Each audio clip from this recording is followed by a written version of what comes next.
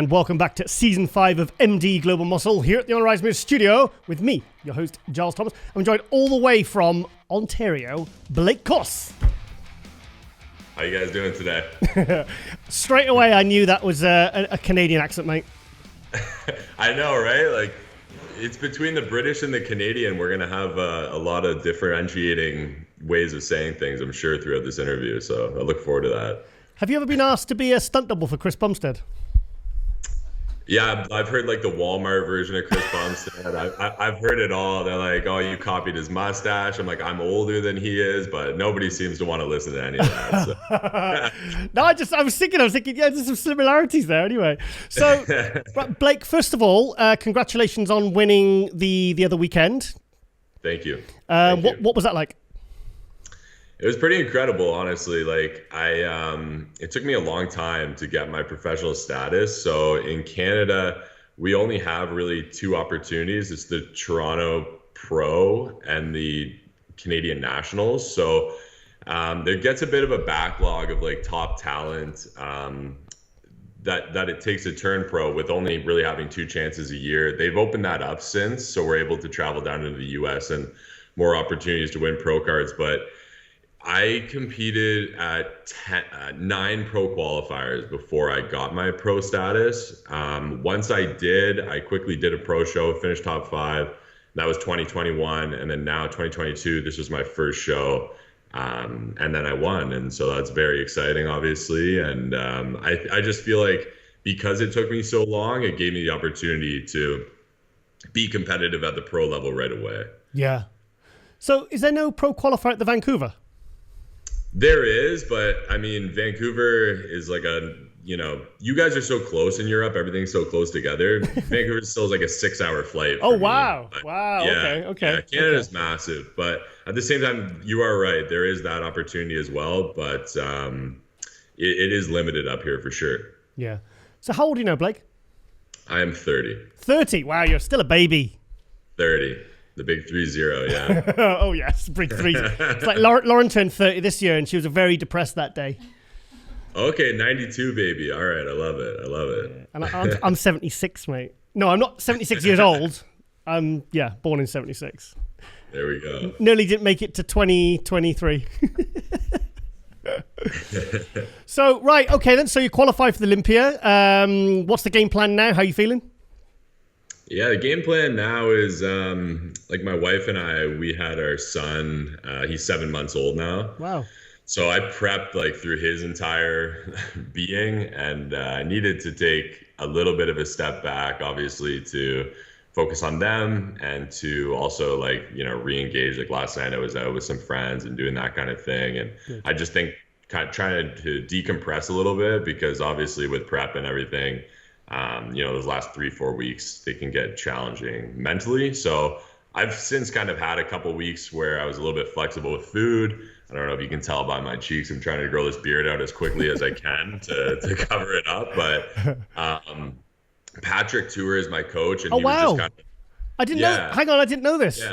Yeah, so I've been with Pat for kind of the beginning of COVID. Wow. And then with COVID, we actually prepped for a show that got canceled the day I was getting my spray tan on. So oh, no. That was a pretty bad one. But then since then, like he's so fantastic. But he just said, listen, like have, a week to kind of relax and do your thing. And I've been updating him. And as long as I don't spill over too crazy, like it's still 12 weeks out. So the goal kind of is to now like ease back into the diet and get everything going again, and hopefully, just be improved again in 12 weeks. That's because I'm very good friends with Patrick. I've known him for many years. And I think that's one of the things that for me separates him from a lot of other coaches is the fact that he understands life and health as part of the overall picture of how you want to go forward.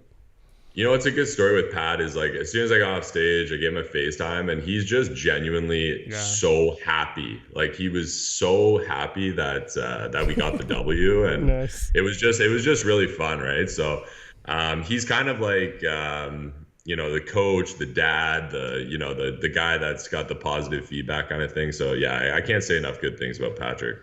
Brilliant. So, like I said, that was news to me. I should have known that. I'm sorry. So, that's okay. I want to talk more about this, like prepping while you've got this new baby? I mean, with I just want to know. Should I bring my wife in? Yeah. Because I want to know, like, really how the hell you did that, because of obviously the demands for sleep, recovery, the fact that you've got a baby that probably gives you no sleep. So take us through it. What was that like as an overall experience?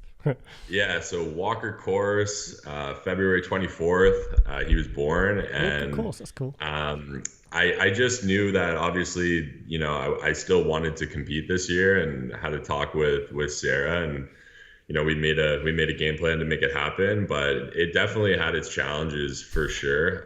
The beginning was just like pure chaos. There's zero routine, right? And bodybuilding is all about routine, so. Thankfully at that point I wasn't too close or anything to the show, because for me I hold it together pretty good until like the last 3-4 weeks, and my wife and I, we've been together for almost 9 years, so she understands like the demand of what goes into the prep and that kind of thing. She definitely was killing it on all aspects by that point, and really was a huge reason I was able to compete, because it's a massive lifestyle change. But at the same time, like, you know, when he's fussing or needs something, it's like your focus is completely on him, right? And it's like bodybuilding is a selfish thing where, you know, when you're going through those preps, you're always kind of thinking about what you need and what you need to do. And I actually found it a pretty refreshing thing to have this, you know, amazing thing to focus on during that time. I also, like, rocking into sleep and stuff, was getting extra cardio walking around bed. And that's the bodybuilder in me. I'm like thinking about that while I'm putting him to bed. But no, he's, as far as babies goes too, he's just incredible. So it definitely was a different experience with him, but it's the best I've ever been. So maybe there's something to it. That's almost like a complete contradiction, isn't it? That you've got this thing, being that needs all your attention, and also you've got this other thing in yourself that also needs 100% of your attention. And the fact is, you've not actually just got through it, but you've actually done your best yet. That's what that's what really shocks me. You, but like, I'm a baby myself, right? So it's like we have 2 babies in the house, and then it's just full chaos. But it was definitely you just got to make it happen, right? Like if you want it bad enough, you'll find a way, type thing. I've spoke to many, actually surprisingly quite a lot of pros that have had real challenge during a prep, like, you know, they've had maybe a bereavement, or they've had a new baby, or they've had something, they've lost their sponsor, or they've lost their job, or some disaster happens, and yet they just still keep going, and it actually brings out the best in them. Yeah, I mean, life goes on, right? Like, there's bodybuilding, and then there's like real life stuff outside of that. So I've always, like, another funny story is when I won my pro card. 2 weeks before that, my wife and I got married. So we had our wedding and the big celebration. I was 2 weeks out from that. So we've just been able to strike a balance where I'm like, I want to be able to continue to do these other, you know, life, family stuff, but also bodybuild. So it's just worked out well that way. So. Brilliant. So what was the plan for this year? Was it just that one show, or were you just going to keep going until you got a qualification? I would have done 25 I would have done every single show until I qualified. So that was the mindset going into it. I'm very thankful, obviously, that I went down and did it this way, because now it just allows me to be that much better for the Olympia. So actually, interestingly enough, yesterday, San Antonio, shout out to Chris Hunt. He won the classic there, and he placed second to me in Savannah. So like, that was also for me just like an extra confidence boost as well, because those were pretty deep lineups, both shows. I think Chris probably beat like 26 guys or something yesterday, and our show had like 24 guys. So that was a really nice thing to see too. And it's another thing about bodybuilding is the camaraderie, right? Like, all these guys are super, super friendly, and you know, I was the random Canadian guy coming down. Yeah. And it's funny, on the list where it says like your name, right beside my name, everyone's got like, you know, they've got like Daytona, Florida or something. Mine just says Canada. Not even Ontario. Not even. Like, you went as far as saying Ontario when you introduced me. I didn't even get that opportunity, I don't think, at the show. I was just from Canada. Yeah. So what was it like competing in such a female-dominated show then? Because it was pretty much all female categories, and then this one men's classic class. Do you feel intimidated by all the beef?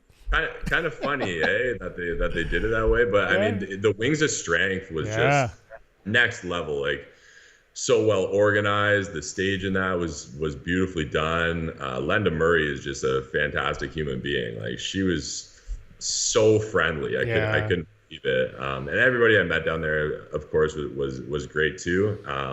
It's different than, I mean, Canada's always kind of smaller scale, right, than the US. So it was fun. I had my dad and my brother down there, and like they had a good time. Like they had a little bit of an expo and like, you know, good seating and that kind of thing. So the show itself, if anybody's looking to compete, the Wings of Strength circuit, I highly recommend it. Well, they're flying myself and Lauren out to do the live stream for Romania again this year. Oh, I heard that is like an incredible experience too. That venue looks crazy. Like, it looks like you're in a castle or something like that. Right? It's beautiful. And the thing is, the last 2 years, they actually haven't been allowed to have an audience. But with all the competitors, from the amateur and the pro, with the coaches, the place is full. And this year, I think they will have a crowd. And I'm just thinking, how are they going to squeeze all the people in? Because, I mean, it was a busy show, and it actually technically had no ticket-selling audience. It was incredible. No, the venue doesn't look very big, but it looks very like beautiful, eclectic, and like something totally different, right? So it's neat. Yeah, you guys will have fun with that for sure. Come and do it, mate. Come and do it this year. Come and do it. Listen, I'm packing my bags for the Olympia. That's it for me. That's a long trip for me too. I mean, I personally, I think as soon as an athlete gets a win, I always say to them, look, just shut it down and go do the Olympia. Even if you're committed to shows a few weeks later, I think, I mean, how do you feel? Because I personally feel like say Vlad Sorochko, he was down to do a couple more shows, and I said, mate, don't do it. I sent a message the next day. I said, don't do it. Shut it down and go and focus purely on the Olympia, because even just being an Olympian, it sets you apart, and you really want to bring your best, don't you?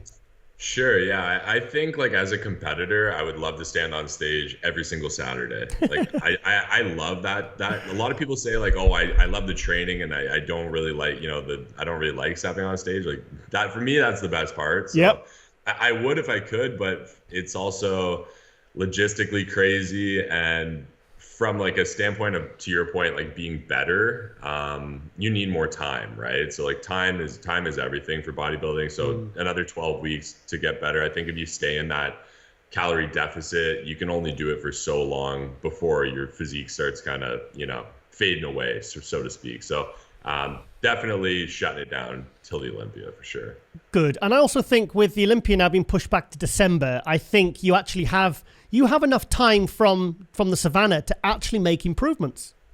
Yeah, I totally agree. Right now, like, Patrick's just concerned about like training performance and being like, you know, strong and intense in the gym. And with the extra food, you know, you feel incredible. So I've been able to do that. If it's too close, like if it's like 4-6 weeks, maybe there's not so much room to sort of rebound. I'm doing kind of like a mini rebound right now, before I diet back down. But like, you know this, like, you just connect with the weights, and that's so, like, you're so insulin sensitive that when you start training with a little bit of food in you after a show, there's a lot of room for growth. In a short window. So I'm hoping to be, because I have no issue with my weight cutoff. I'm pretty well under. So how far under? Every pound I get, it makes a difference. I weighed in at 221, 222 at Savannah, and my cutoff is 230. Shit. How tall are you? You must be over 6 foot then. Yeah, I'm 6.5 inch. So I'm just under 6'1". Yeah. Nice. Yeah. Oh, do you know what? I've just written about it in this issue of MD, this one here in front of me. And I said, I'm so happy that there's so many good new tall bodybuilders coming through in the open. But now with guys like Chris Bumstead and yourself, it's like, it seemed, because the average height of all bodybuilders seem to be like 5'9", 5'10". But now it seems like there's a real surge of like good taller bodybuilders coming through. I think for classic too, it's really advantageous to have that height, because if you're standing toe to toe with somebody and they're, 5'8", 5'9", they're 180 pounds. I mean, you're 50 pounds bigger. Like if you have a similar kind of shape and structure, but just on a taller frame, you're just a bigger bodybuilder. So I think it's going to move more in that direction. And we're seeing it with like Urs and Ramon and Chris, like they're starting to inch up. There's like the freaks, like Terrence is just such a beautiful structure that he looks way bigger than his weight reads. But I do feel that the more time that goes on, I'm not sure how they're going to be able to balance like this 10 pounds per inch kind of thing. It's not a perfect system. Everybody sort of knows that, but it's what we have for now. And I think it is an advantage to have the extra height. Awesome. The last show I did was in Classic. Was it really? Yeah. And I was worried actually I wasn't going to make the weight limit. And then, because I found out I was diabetic after the show, a few weeks later, and 2 weeks out, I was literally bang on my weight limit, full, hard, detailed, and then I carved up really heavily on the week of the show. Every day my weight was dropping. Oh, yeah. And I was almost keto. Yeah. I was almost keto, and I was throwing in the carbs. I was thinking, I need more carbs, more carbs. And the more I ate, the more the weight dropped. And by the time I got to the stage, there was nothing left of me. That's like when science and bodybuilding don't make sense, right? Like people talk about like, oh, it's impossible to eat at a surplus and lose weight. It's like you haven't done it this before, so it's so weird. But that's cool. So in terms of the Olympia, who would you, if you had like the ideal call out, who would you want to be called out with and stand next to and compare? I had this question before. I think there's a whole bunch. Like another funny story is I did the Iceland show. There's a pro qualifier out in Iceland. Wow. So I decided, I was like, hey, listen, like who's bodybuilding over there? I'm gonna go get a pro card. I'm gonna show up and I'm gonna win my pro card there. Yeah. And funny enough, Urs, the Miracle Bear, he did the same show. Oh no. So he was there, and he has like that physique where you look at him and you go, okay, like, it's a good physique. But when he's under the lights and like the way it kind of hits him, like he pops, right? So I think it would actually be neat to stand beside him again, because this was 2019. And I just feel like I've made so many improvements from there that, I'd like to see how it recompares. Mm-hmm. I would love to stand beside Chris just to see sort of, this is the best, where do I need to improve? And I know where I need to improve, but like, am I far off? Am I, where do I stack up against the best of the best? It's a good gauge, isn't it? When you can actually stand next to someone, and even if, say, Chris, beats you, at least then you can look at the photos and go, okay, well, this is where I can get a plan with Patrick in the next couple of years to sort of get to that point where I can actually, really stand toe to toe with the best of the best. I don't know if I don't know if it's alphabetical, like with last name, or if it's number based. Like, I'm not sure, because that would be interesting to know, right? If you could. Yeah, I don't think there's any. Oh, you mean when they come out in groups of 5? Say if you're 1 to 5 and you're number 1 and Chris is number 2. Yeah, and I'm curious too, Giles, like what you think about. Like, I think there's 55 guys or something like that. Like, how is this going to work? Like, you can't even fit these guys on the stage, right? So obviously you got your top 15 guys, but then it'll be interesting, like if the judge is falling asleep by like the 30th call out, you know what I mean? Like, there's so many guys that it's and so many good guys, so it's going to be they got their work cut out for them. See, this is why it's so important that they have the best of the best judges with the best scores, the most experienced judges at the Olympias, because every now and again you'll get something happen like this where there's 50 guys and they all have to be judged right, because you can't get, like, say, like if you're like Chris Bumstead, number 2, and you're in the they don't notice you until the last call out. You have to be placed properly. Otherwise, the photos don't lie, I think it's so important too that, like, because you do those individual rounds where you come out and you do your free posing, and that's kind of their first chance to have a look at you. I think with the amount of competitors in this show, like, that just becomes tremendously important for the first time they see you. So I'll definitely be working on like a pre-done like 30-second routine where I'm hitting the best poses I have, because I think that's they're going to tick down like, okay, this guy, like, I want to see him in whatever call out. I'd be hitting your 2 best poses first, though, especially if there's that many. Yeah. Because you only get one. Got 2, so. Yeah, because you only get one chance to make a first impression with Olympia judges, because many of those judges won't know who you are. Most of the guys in that, with the amount of new names and new people and talent coming into not just the Classic, but now the Olympia. I mean, I wonder what percentage of those 55 are like debut Olympian guys. Yeah, or it's their first time or whatever, right? So, like you said, like there's the big name guys, but then I'm not sure who was saying, but like Tyler Mannion, I guess, like they've gone out of their way to say like there is in no way a favorable name. Like it comes down to is your physique better than this guy, right? Because like when you start looking around at like there's huge names that are going to be there, and I like that they came out and said that it's a fair playing field and anybody could beat anybody depending on the look, right? And that's the way it should be. Before there was always talk about politics and whether or not that was true. I'm not sure, but I've heard that they specifically said that it's going to be compared, fairly. So if Tyler, what he said was not true, then Urs and Ramon wouldn't have made top 5 last year. That's very true. They're two brand new names, and they were, Urs came out of nowhere, won the Tampa, went to the Olympia, and it was like, there was talk about him, but there wasn't like, okay, this guy's a top 5 Olympia. It's because they brought him out and they gave him a chance, and he basically brought the goods on the day, and he wasn't like, out the top 15. He was in those call-outs next to Ruffin and next to Bumstead.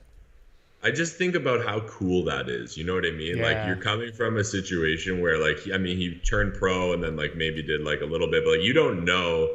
And then all of a sudden you're on the Olympia stage and you're in the top 5. Like, what is that like going through your head where you're in that first call out with the best in the world? And, everything. He was just, up and up and up really quick. Yeah.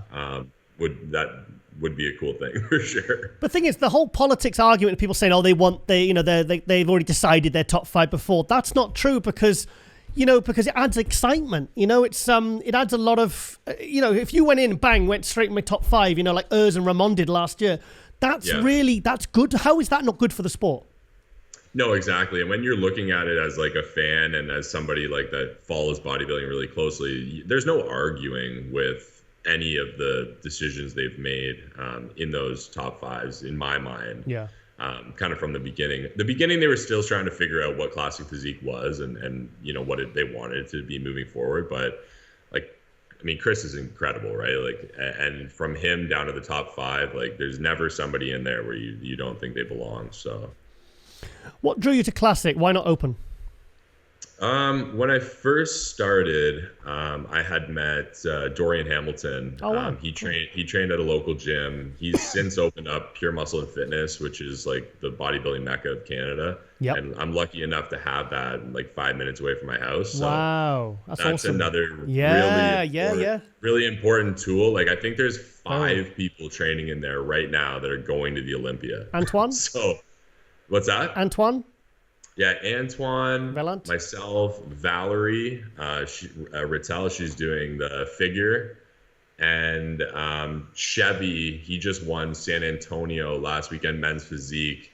Those 4, and I'm probably missing another one, but there are like, anytime you're in there's 10 IFBB pros training at any given time, and the best equipment, and it's really, really incredible what he's built. But to the point, when I met him, there was no classic physique, and I did want to compete, but I definitely wasn't big enough for open, and men's physique didn't draw to me because my legs were by far my best strength at that point. So I'm like, well, I'm going to cover my best thing up. Like, luckily enough, it was about, honestly, like 8 months later. This was 2015 when we met. 2016, they started classic. I reached back out to him. I said, hey, listen, like, this looks perfect. Like, they're looking for somebody small waist, wide shoulders type thing. So started doing that. And I had some really early success with it, and, fell in love with the competing side of things before I was just always into training and living the lifestyle. But so I started around 24. Wow. Okay. Been at it. Do you know Classic started in the UK in the amateurs in what was then the UKBFF before the split? They started it in 2006 in the UK. Oh, wow. Okay. So Yeah. they had like a classic physique division in like a different kind of stream. And even the first year, it was the stage was packed. Even that first year in 2006, 16 years ago. Wow. Wow. I didn't know that. Yeah. Yeah. Because it was 2016 it started here, right? Yep. So, yeah, but it's an amazing category. I think it brings a lot of excitement to the sport. Like, it's becoming a premier event to see, and like I think people, I always draw to like the NFL and like the major kind of sporting things. Like they do such a good job of building up like the top guys and making them, you know, and you guys do an incredible job of this too, right? Where people can actually get an idea of like who these people are, you know, what they do, and then they cheer for their favorite people type thing. So Classic has got a lot of interesting like personalities to it, and we see that with Open a lot as well. But I think we're going to see more and more of that kind of up and coming with like the rivalries and the, you know, this and that with the people that are involved. I mean, if you want to compare, I mean, I hate to compare numbers in terms of popularity, but if you look in terms of social media followings, Chris Bumstead and Ramy, I mean, like Dan Solomon said to me, he said, you said off camera, he said, Giles, he says, because I do tours with the athletes, like I've done with Phil Heath, Brandon Curry, Ashley Coltwasser. And he said, Giles, he says, do a tour with Chris Bumstead. He said, his words were, that kid is a freaking rock star. Oh, yeah. He transcends bodybuilding, right? Like people that don't follow the sport know him. So, he's done an incredible job, obviously. And then there's so many guys that that also are continuing to bring up the social media side of it too. Plus, I think if I'm an open bodybuilding fan, I'm a hardcore bodybuilding fan. The Ronnie Coleman, the Dorian Yateses. But I tell you what, if you could wave a magic wand and I could look like Chris Bumstead when he's walking by the pool with his shades on, or Big Ramy, I'm sorry, I'd have to go Chris Bumstead. Yeah. I hear you. You might be more like 2000s though. Like I think Jay had a really cool look. When he was at the gym, right? Like that would be fun. Well, we're tall, mate. We got to go with the taller guys here now. Come on. That's it, right? Yeah. So, are you surprised with how? Because I'll be honest, from my perspective as a media guy, I noticed when I think it was 2018, I was at the Olympia, and it was obviously when Phil Heath was kind of just dominating, and almost it was getting a bit predictable. There was a good bit of hate of his stomach, and I remember being at the Olympia that year with Steve Bleckman and Ron Harris, and there was more talk about the Classic that year, or I wouldn't say more than the Open, but I would say it was certainly on a par, which I didn't expect. Since, I feel like, certainly in the last year, I feel like Classic's gone to another level of popularity now. I mean, you know, with the Arnold Classic and bumping up the prize money, you know, and I think, and you know, one reason I think it is because of guys like Terence Ruffin bring in really good posing routines. The guys like yourself bring in really good condition. You're so polished head to toe. You know, it's like, because you're not 300 pounds on stage, and it's not all about being the biggest. You have to bring something different. Do you think that's fair? Sure. Yeah, and I like that there's such different categories. There was a time where they started kind of rewarding just like the biggest, driest guy that wore Classic trunks. And I think I got lost in the shuffle there for a few years, but now they're really looking for like a specific shape. And then obviously when you find that shape, you get the best guys with the best shape, but they're also filling out their weight cap and they're highly conditioned, right? Yeah. So it just creates that different look. And then like 212 is like this too. Like they have their own look. Classic has a look, and bodybuilding has a look now. And they've well defined that. And I think a lot of people look at Classic as like you said, like I'd love to look like Chris Bumstead, right? Like I don't think you would take many people that would, you know, watch the sport and say they want to look like Big Ramy. Like to us, it's incredible and it's highly like respected and that kind of thing. But for just like somebody on social media that's scrolling around, like you want to look like Chris Bumstead, right? So that's again for sure another draw. And then he probably has like 8 million female followers as well on there too. So he's got both demographics covered. Yeah, right? So that's where he's doing well. Plus, whether we like to admit it or not, Classic is, I mean, to look like Chris Bumstead, it is more attainable than Ramy. Oh, and a lot of people I talked to, they said, listen, if Classic was around when I was like up and coming, I would have for sure done it, right? But a lot of people have kind of outgrown it, and they can't, you know, they don't want to downsize, or they can't recreate that like structure that's needed for it. But yeah, if you're starting out and you're looking like, man, like you're 180 pounds or whatever, like to be 300 or to be, 220, the one is certainly more attainable. And that's where you're seeing just this massive influx of athletes, like 30, 40 guys at any given show, right? Versus so some of these open shows are smaller, obviously competitive, but you got like 10 or 12 of them. Given what's happened with some of the deaths in the last couple of years, do you think the health aspect is a reason why Classic is gaining so much in popularity? I think so. I mean, the health thing is an interesting debate because a lot of the times, the reason for, those issues is just being large and carrying that huge frame. I think some people are just meant to be massive. Like yeah. I train with Quinton. Oh, wow, like cool. Quinton Beastwood all the time. Yeah, cool. We're really good friends. And he's just humongous, right? So him and I were literally doing the same exercises. We're on the same type of program. Yeah. He looks like he looks and I look like I look, right? So yeah, I think that like you're kind of doesn't matter what you do, like your body is going to pick its own, best place to be, right? You're either built one way or the other. And yeah, you can push up and try and chase that like open, but for a lot of guys, it's just not in the cards genetically.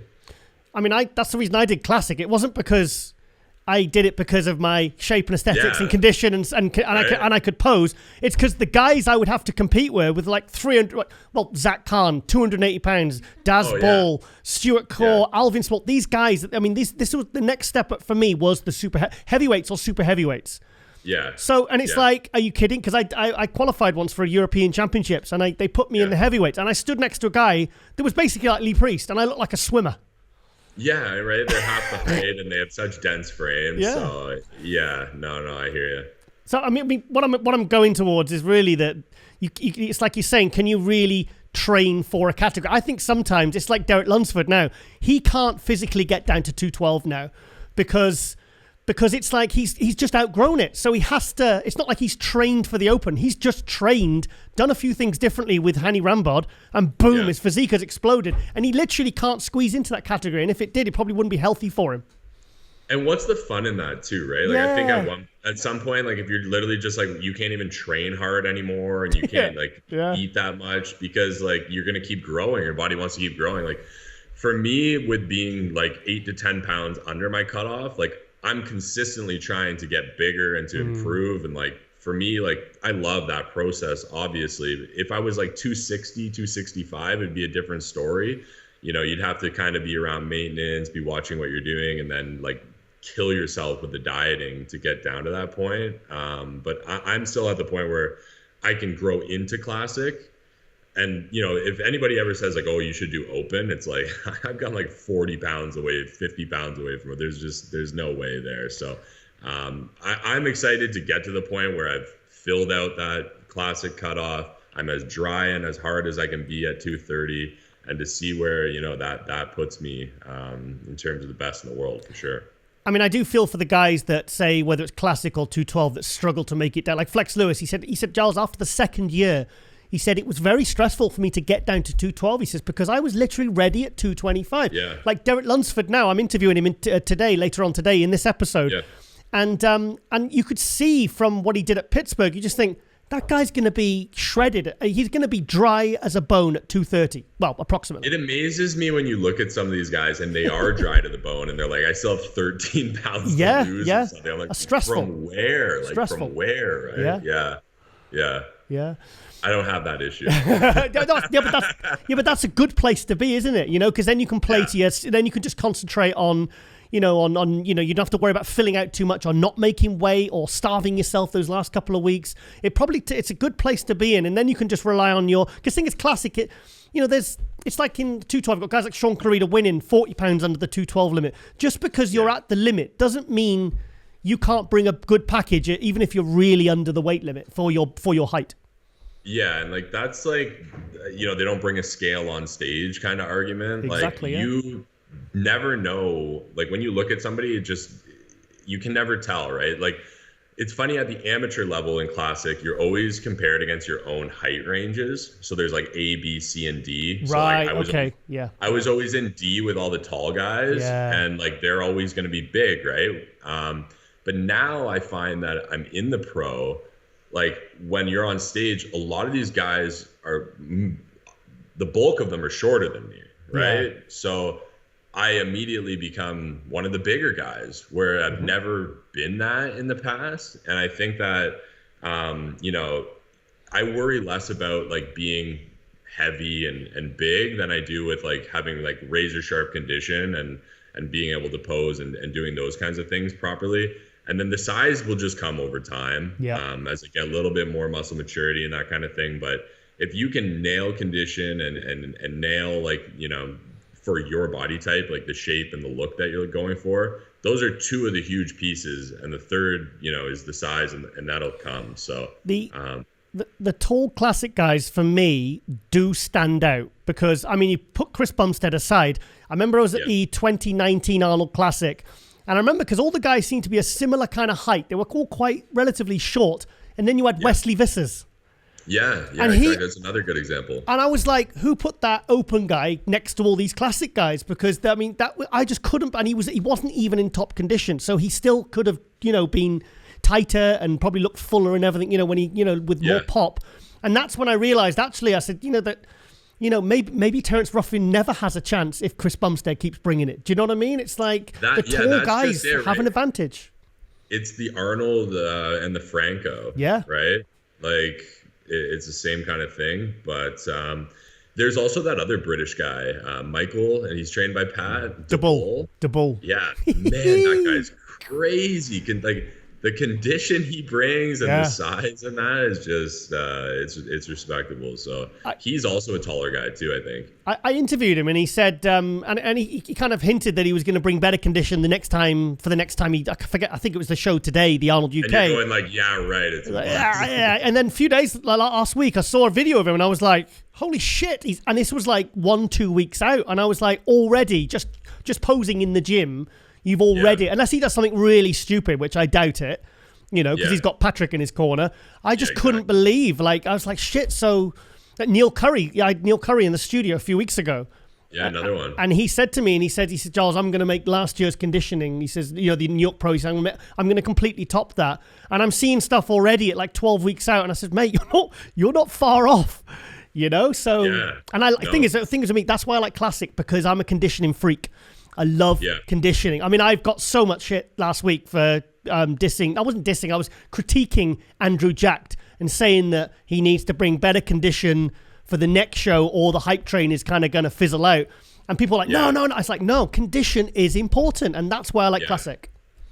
I think when you look at Andrew, you think like the what if, like if he comes in bone dry, like, I mean, he has the capability of winning, right? So that's always you know, I think I respect condition so much, because it's really the one thing that you can really control, right? It's like the equalizer.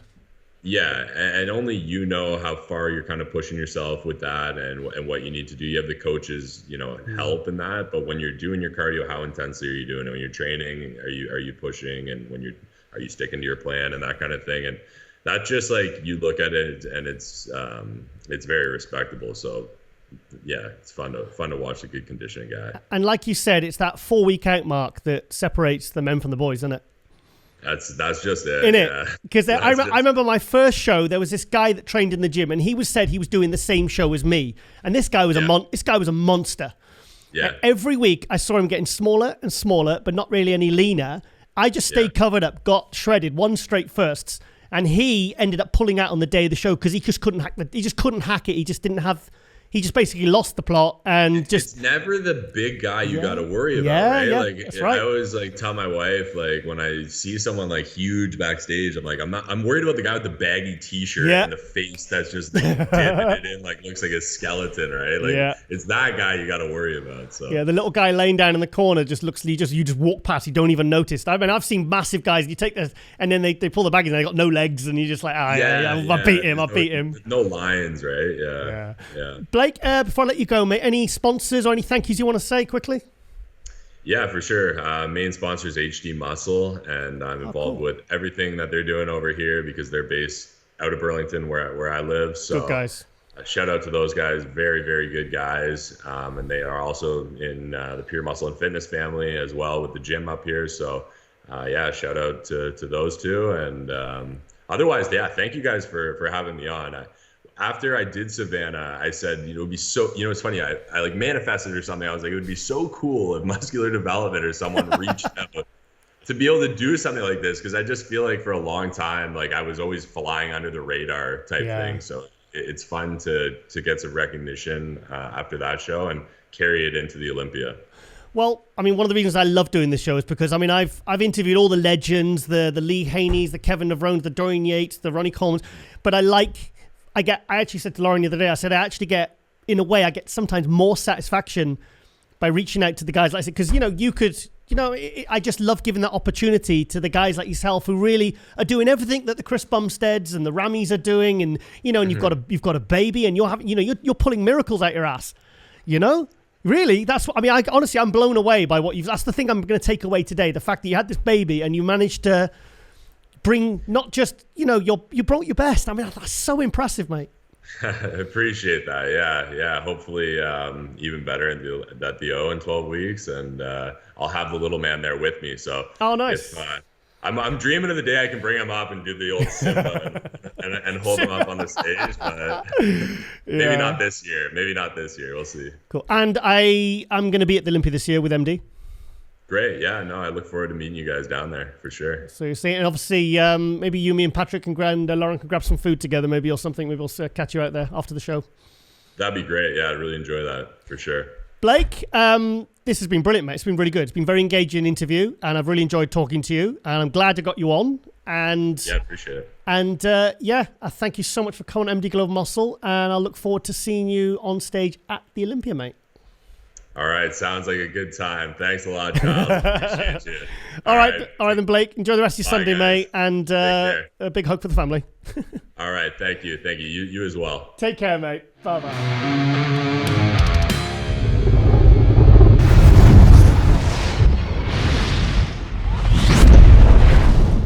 And welcome back to MD Global Muscle Season 5 here at the On the Rise Media Studios with me, your host, Giles Thomas. I'm joined with the man of the moment, Derek Lunsford.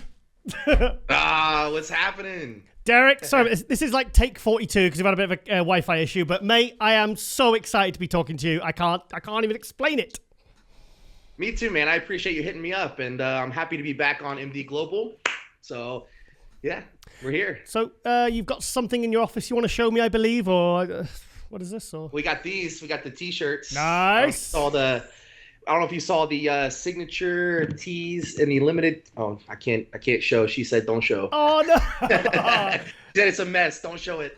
Anyway, yeah, this is the office, and this is where we do the T-shirts. We got the signature tees and the limited edition tees that have been selling out. We only made 150 of the limited shirts, and once they're gone, we're never going to make them again. So never. Yep, that's it. And then as far as the signature tees, on the back it says every day is a great day to get better, and that's like a quote that I live by. I've lived by it since high school. My high school wrestling coach had said that to us, so it stuck with me, and everybody kind of knows that quote. Like, oh, that's Derek's quote. Well, really, it's my old high school wrestling coach's quote. So, nice. But it is something I live by, and yeah, we have those two that just dropped on my website, DerekLunsford.com. I bet the sales went up after Pittsburgh.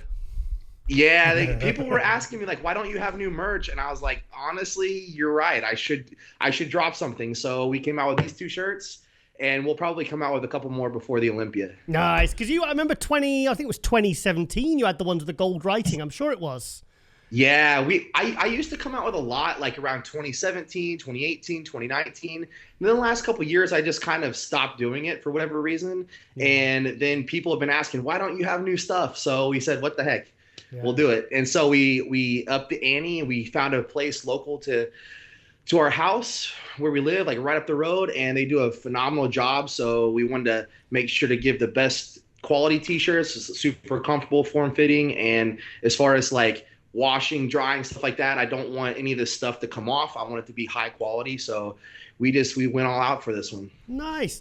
Right, mate. Now, the last time we spoke on here on MD Global was, you won the Olympia, you won the 212 Olympia. You know, you got your new house, your fiance was living with you, now you're lady wife. Yeah, my wife. Congratulations. Thank you so much, yeah. Yeah, and obviously everything was amazing, and it just seemed like nothing could be better in your world. And then, mate, from a media guy, a fan's point of view, April happened. And it just everything with you as a talking point, as a hashtag, you know, it just absolutely exploded. So what's it been like since Pittsburgh? Well, let me take you back to the last time we talked, right after getting the 212 Olympia title. You're right. I was in a really good place mentally, physically, and I was just so eager to stay in the gym, train, keep getting better. And that was the result of what happened at the Pittsburgh Pro, was that I just kept, training and sticking to the gym and doing what I love to do. And as a result, I had accumulated more, muscle tissue. I'm a lot stronger, a lot bigger, and try to keep the same proportions, but just try to, fine tuning everything. So fast forward to April, May, it was an impromptu guest posing. I was there to be at the Evogen booth the night before. Jim Manion had asked me, he said, "Do you want to step on stage?" He's like, "Rami isn't here. Do you want to step on stage?" I said, "Sure, why not? I mean, am I going to say no?" So I thought, you know what, let's just go up there and have some fun. This is the first time standing next to Nick Walker, Hunter Labrada, Brandon Curry. And I've traveled to events with these guys before, but not actually posed down on stage. And of course, Nick Walker and Kamal, they both live here in Tampa, which we'll be training together tomorrow, which look out for that YouTube video. Nice. To drop on my channel. Hang on. Whoa. Sorry, you three are training together. Yeah, me, Nick, and Kamal are planning to train tomorrow. I'm not going to say what body part, but let me just tell you, you're not going to want to miss this YouTube video that's dropping. Wow. And I'll be on my channel. I don't know if Nick or Kamal will be videoing it, but it'll definitely be dropped on my YouTube channel for sure. Wow. So anyway. Okay, so now I'll be honest, full transparency, we're friends, mate, so I want to be fully honest with you. When the whole world's not listening, don't worry. No. When I heard that you asked, was it the day before or the week before, to do the guest posing at Pittsburgh, based upon how good and how prepared you looked, I didn't think that was true. Yeah. I was literally just training. Like, I had to keep my weight down. That was something Ronnie and I had talked about like months in advance. He's like, dude, like, you need to keep it. Originally it was like 235 to 240. I do remember that. And in my head, I was thinking, man, I don't know if I'm going to keep it that low. Yeah. If I could keep it around 245, I myself will be happy. Yeah. And we hit that 235, and he's like, all right, let's keep it right there. We hit 240. Okay, no more than 240. Then I hit 245, and that was when I myself was like, okay, this needs to slow down a little bit. And Hani was like, all right, this is no more.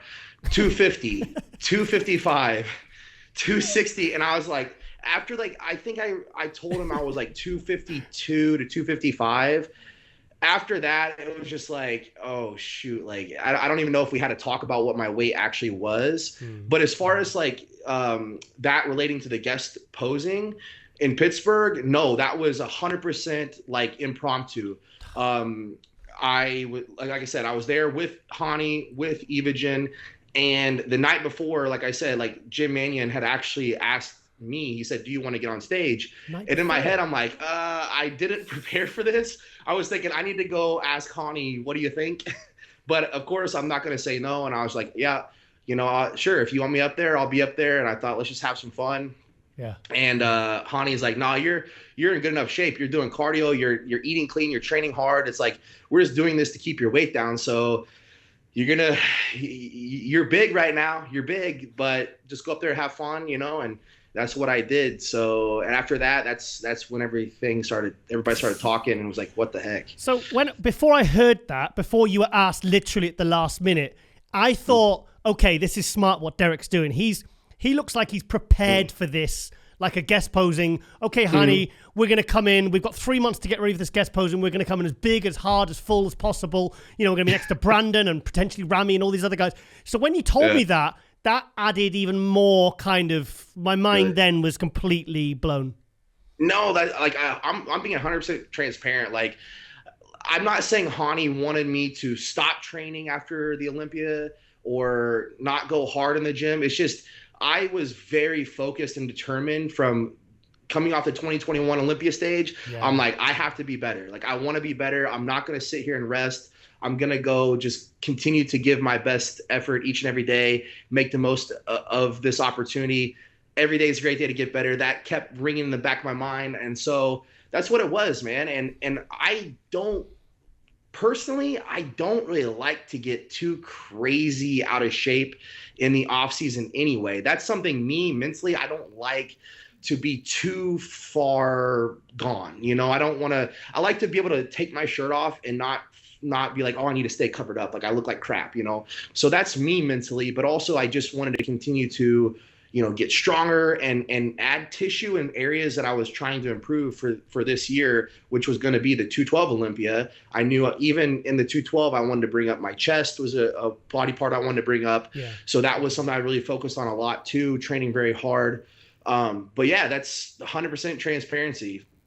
So between the Olympia and the Pittsburgh, what was it, 6 months? Or 5? What was it? So what, October, 6 months, November, December, and then 7 months. So given how big you were and how much you'd grown by the time Pittsburgh came around, am I right in assuming that you might have struggled to make 212 last year?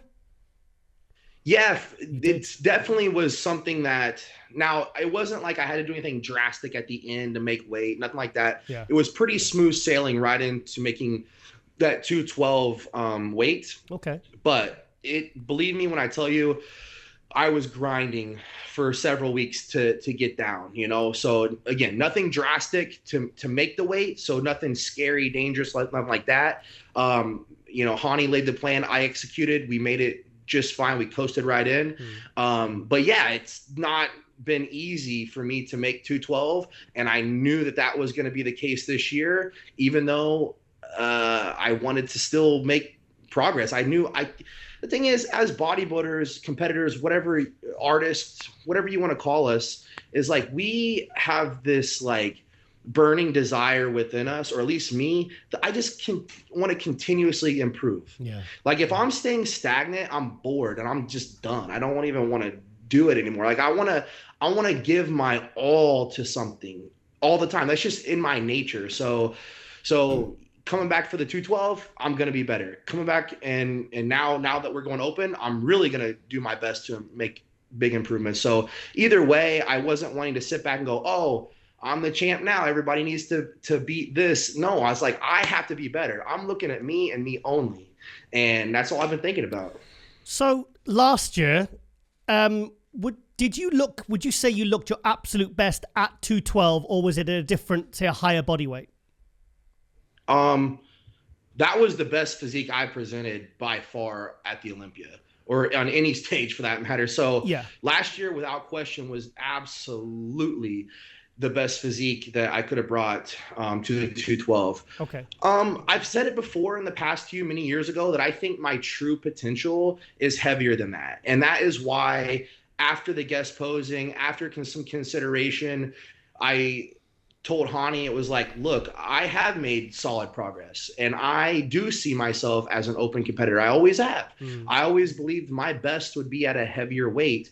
So yeah, I think now's the time, again, now's the time that I want to take that next step and go open. And regardless of where we place, I do believe that, you know, we can present a great physique and be challenging in that top 5, but I just want to present my best physique. And at the end of the day, when I'm done and retired many years down the road, I don't want to have this negative feeling, this thought of like, what if, like, what could I have been if I would have just taken the opportunity and just let my body do what it wanted to do and grow. The reason I'm asking is because if you were say, okay, Hani, I'm 218, I think I look the best I can actually look. okay, well, we're close to 212, so we'll go and do the 212. You win it. I'm trying to figure out when the shift was when you said, right, okay, because I said I was sticking up for you when people were saying you shouldn't got the special invite, invite's nonsense and all that. Should have had to qualify and all the kind of, the resistance, you've had some resistance, I was trying to figure out, like I said, look, at the end of the day, he's sacrificing the opportunity to retain his title to go into arguably, a more competitive field because he wants to bring the best physique he can bring. Absolutely. If I was coming in at like 218, I would probably tell Ronnie, hey, like, let's squeeze down and do the 212. I don't know. That's not something I have to even think about. But if I had to guess, that wrestling mentality that's pushed me to be able to make that 212 every year, I think I would just tell him like, hey, let's go ahead and let's go ahead and see if we can, defend that title again. So, but again, now we're moving forward. We've already made a decision to go open, and it's not like weight necessarily matters. But like I said, I do know that having maybe me at 230, 235, something like that could possibly be my best. Who knows? Me coming in at 225, I think would still be a very, very good look. And at the end of the day, I don't really care what my weight is. Half the time I question if people are being totally honest and transparent about their weight. So I don't really care. At the end of the day, I can't control anything other than what I can control, which is me, the work I put in, and my physique. So if I can just present a great physique and be exciting and be challenging for that top spot at the Olympia, then I'm excited, I'm happy, and I want to continue to improve on it. I mean, in one way, you've removed the pressure of having to make 212, which for me, from what we saw in April, would have been huge because I don't think it would have even been healthy. And I think you would have lost all those improvements, all those gains. And I think it would have been almost demoralizing, even if you'd have won the second 212 title. Do you know what I mean? But in another way, you've put this other pressure on you you've taken the pressure off that now you can actually bring arguably what will be a better physique.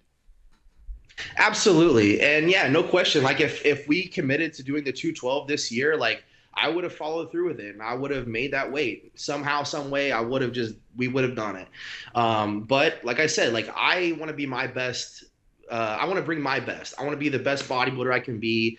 I've done the 212 for 5 years. 5 years. I love that division. As a matter of fact, let's not skip too far. That division is stacked and it is competitive.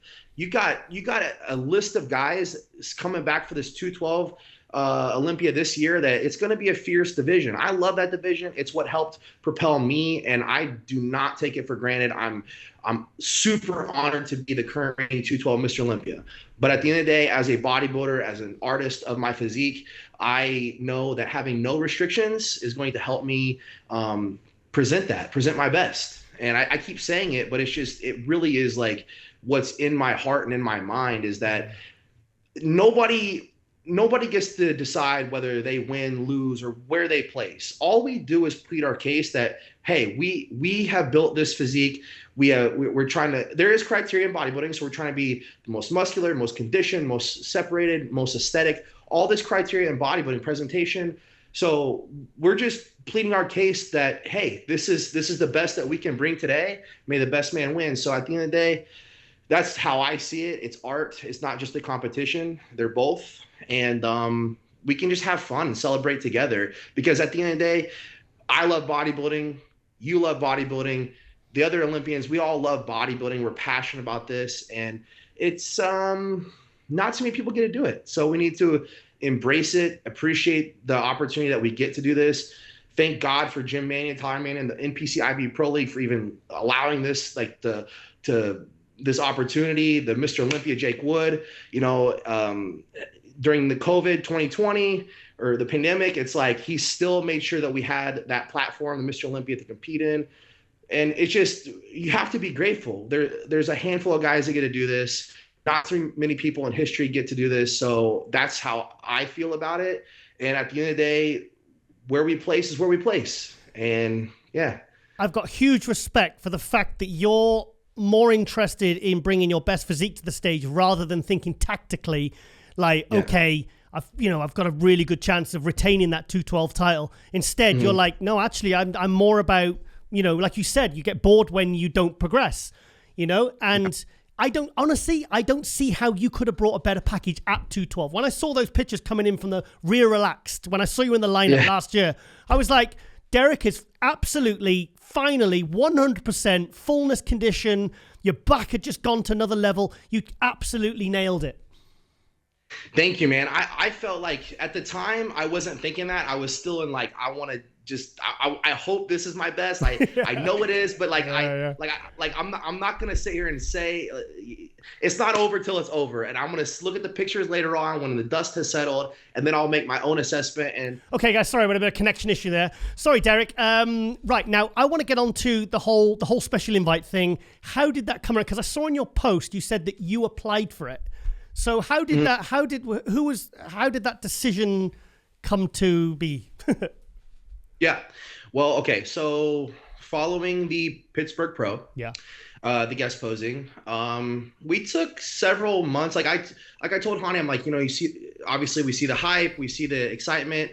I'm seeing that my physique has progressed. And so he's like, look, we don't need to make any fast decisions. Like we need to just continue to refine this physique, and it takes time to put on muscle tissue. He's like, we need to continue to refine this physique, and we will make a decision when we feel that it's the right time. And so I said, okay, I trust you, man. So I continued to train, continue to do my thing. Yeah. And at some point I was like, okay, like, I think we need to decide what are we going to do here. And he's like, yeah, we do. So I didn't know how it worked.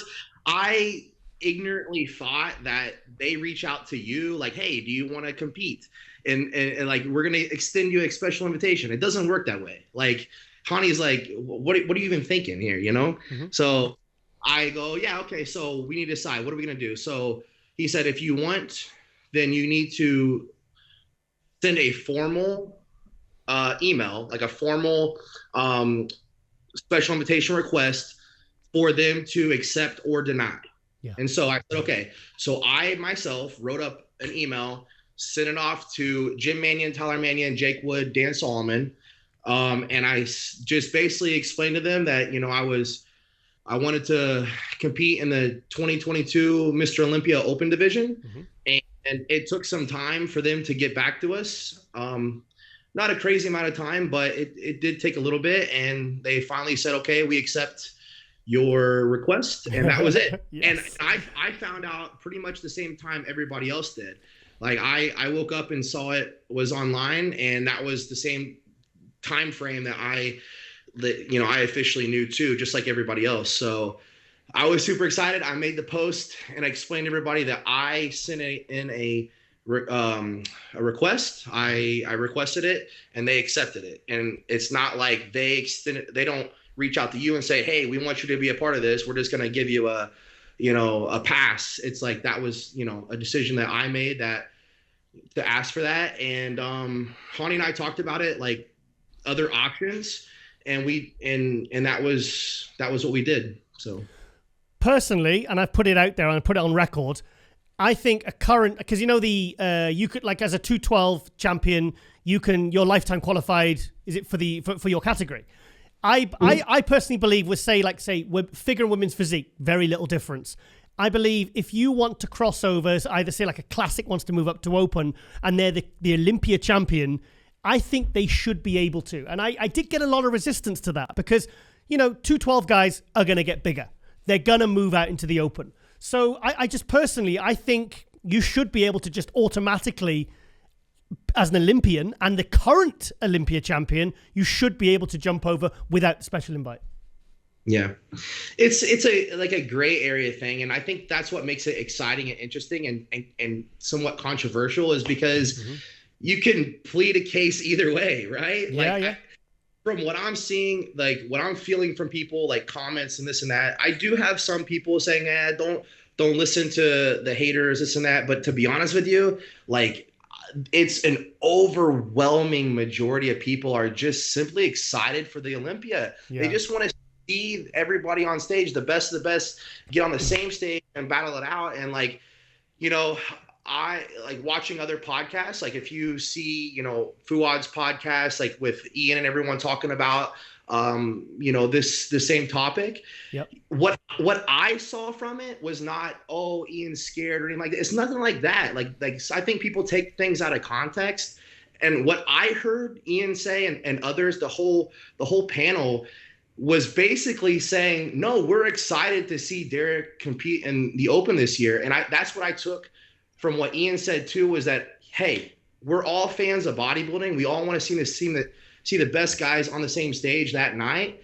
And nobody is really against it. So I think it's just one of those things where the media or just any platform out there, especially on social media, like I think when it comes to a situation like this, where you have a few people on this side and a few people on this side, that's what creates a drama and excitement. Yep. And it creates entertainment. So I see it for what it is. I see most people are just really excited to watch this year's Olympia. You got myself, along with the top 5 guys from last year. You got the Andrew Jacks, and you got several others that come in are going to make this Olympia super exciting. I'm a fan too. I can't wait to be a part of it.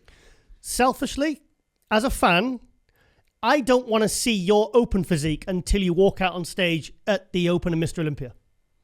I think that's also kind of what's like spinning this a little bit, like trying to turn the pot, is I think that people are just excited to see what's to come, you know. Yeah. Like I'm over here, we're putting in work, and I'm excited to present this physique. And I think people just want to see it sooner. Yeah. And to wait until the Olympia is just going to make it even more exciting, I think. And do you know what it is? It's like every year we want to see Ramy, Brandon Curry. We want to see them better than they were the year before. We want to see them bring them something different. But with you doing the Open now, we know that you're going to be better. I mean, it's a 99.9% chance that your physique is going to look more impressive as an Open than it is the 212. So that in itself is more exciting for the fans. It's exciting for me. Yeah. Like, come on, man. Yeah. No restriction. I think anyone who says, okay, I'm going to be a bodybuilder and I want to go down this path, this is going to be my life. Mm-hmm. Everybody like wants to ultimately see what they can achieve with their physique. And that's where I'm at. I just don't want to hold myself back anymore. I accomplished a lot in the 212 division, getting that title last year. I presented, my best physique to date. And I just think it's time now. I think after the guest posing appearance, standing next to, a few of the top guys, and just knowing that, not having to come down and meet a weight is going to definitely give me, a lot more drive in the gym to want to continue to progress my physique, but also at the same time, just it's going to make for an entertaining show. No question. Absolutely. And history is on the line. Every year history is on the line, but this is the first time that, you're going to see that the reigning 212 champion come into the Open, straight into the Open. So I think just for that alone, as a fan, putting myself to the side, I think it's super cool, super exciting. As soon as you got the invite, did it make kind of the whole training more fun, knowing that you didn't have to, like, your whole approach to bodybuilding is a bodybuilder is to prove, to get bigger. I mean, when you got that invite, did you feel like a sense of relief or was it excitement? What was it? Yeah, I guess I've always liked training hard. I've always felt that I've been giving my best each and every day, but knowing that I also can't let my weight get too out of control is stressful. Yeah. So that was the biggest part, was like, okay, I want to make big progress, but how much progress can I really make if I can only gain a couple more pounds between this year and next? So that was like a little disappointing, whenever it comes to like off-season training. So whenever I decided, okay, regardless, I want to go Open from here on out. Yeah. That's when I did get excited. I was texting some buddies and I said, this was before we sent a special, this is before the announcement of the special invite and all. Like I said, from here on out, I've decided that I want to go Open, and I need to start training as if I'm an Open guy. And To me, it's just, I don't know. Yeah, I guess I just keep saying the same thing over and over again, but it's very exciting for me. It gives me more to look forward to, if that makes sense. With these other 212 guys, Angel Calderon, Sean Clarida, Kamal, all jumping over to open shows in the season and doing well, either winning or like Kamal getting second and arguably maybe should have beat Akeem. Does that give you confidence or going into the open, knowing that you're actually the number 1 212 guy? I suppose. Like, I guess I don't really think too much about another person beating other guys too much anymore. Yeah. Maybe used to. Maybe a few years ago I would have thought like that, but I'm just building my physique, man.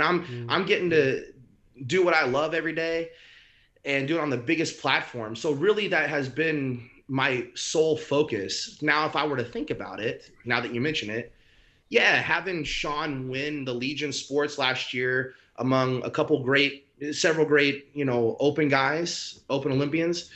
Being 170 some pounds, shorter guy, taking out the real giant killer, right? Yeah. Because constantly you're thinking about, okay, well, I'm the number 1 guy and I beat this guy, and then those guys that you've beat go off and try their hand in the open and they're kicking ass.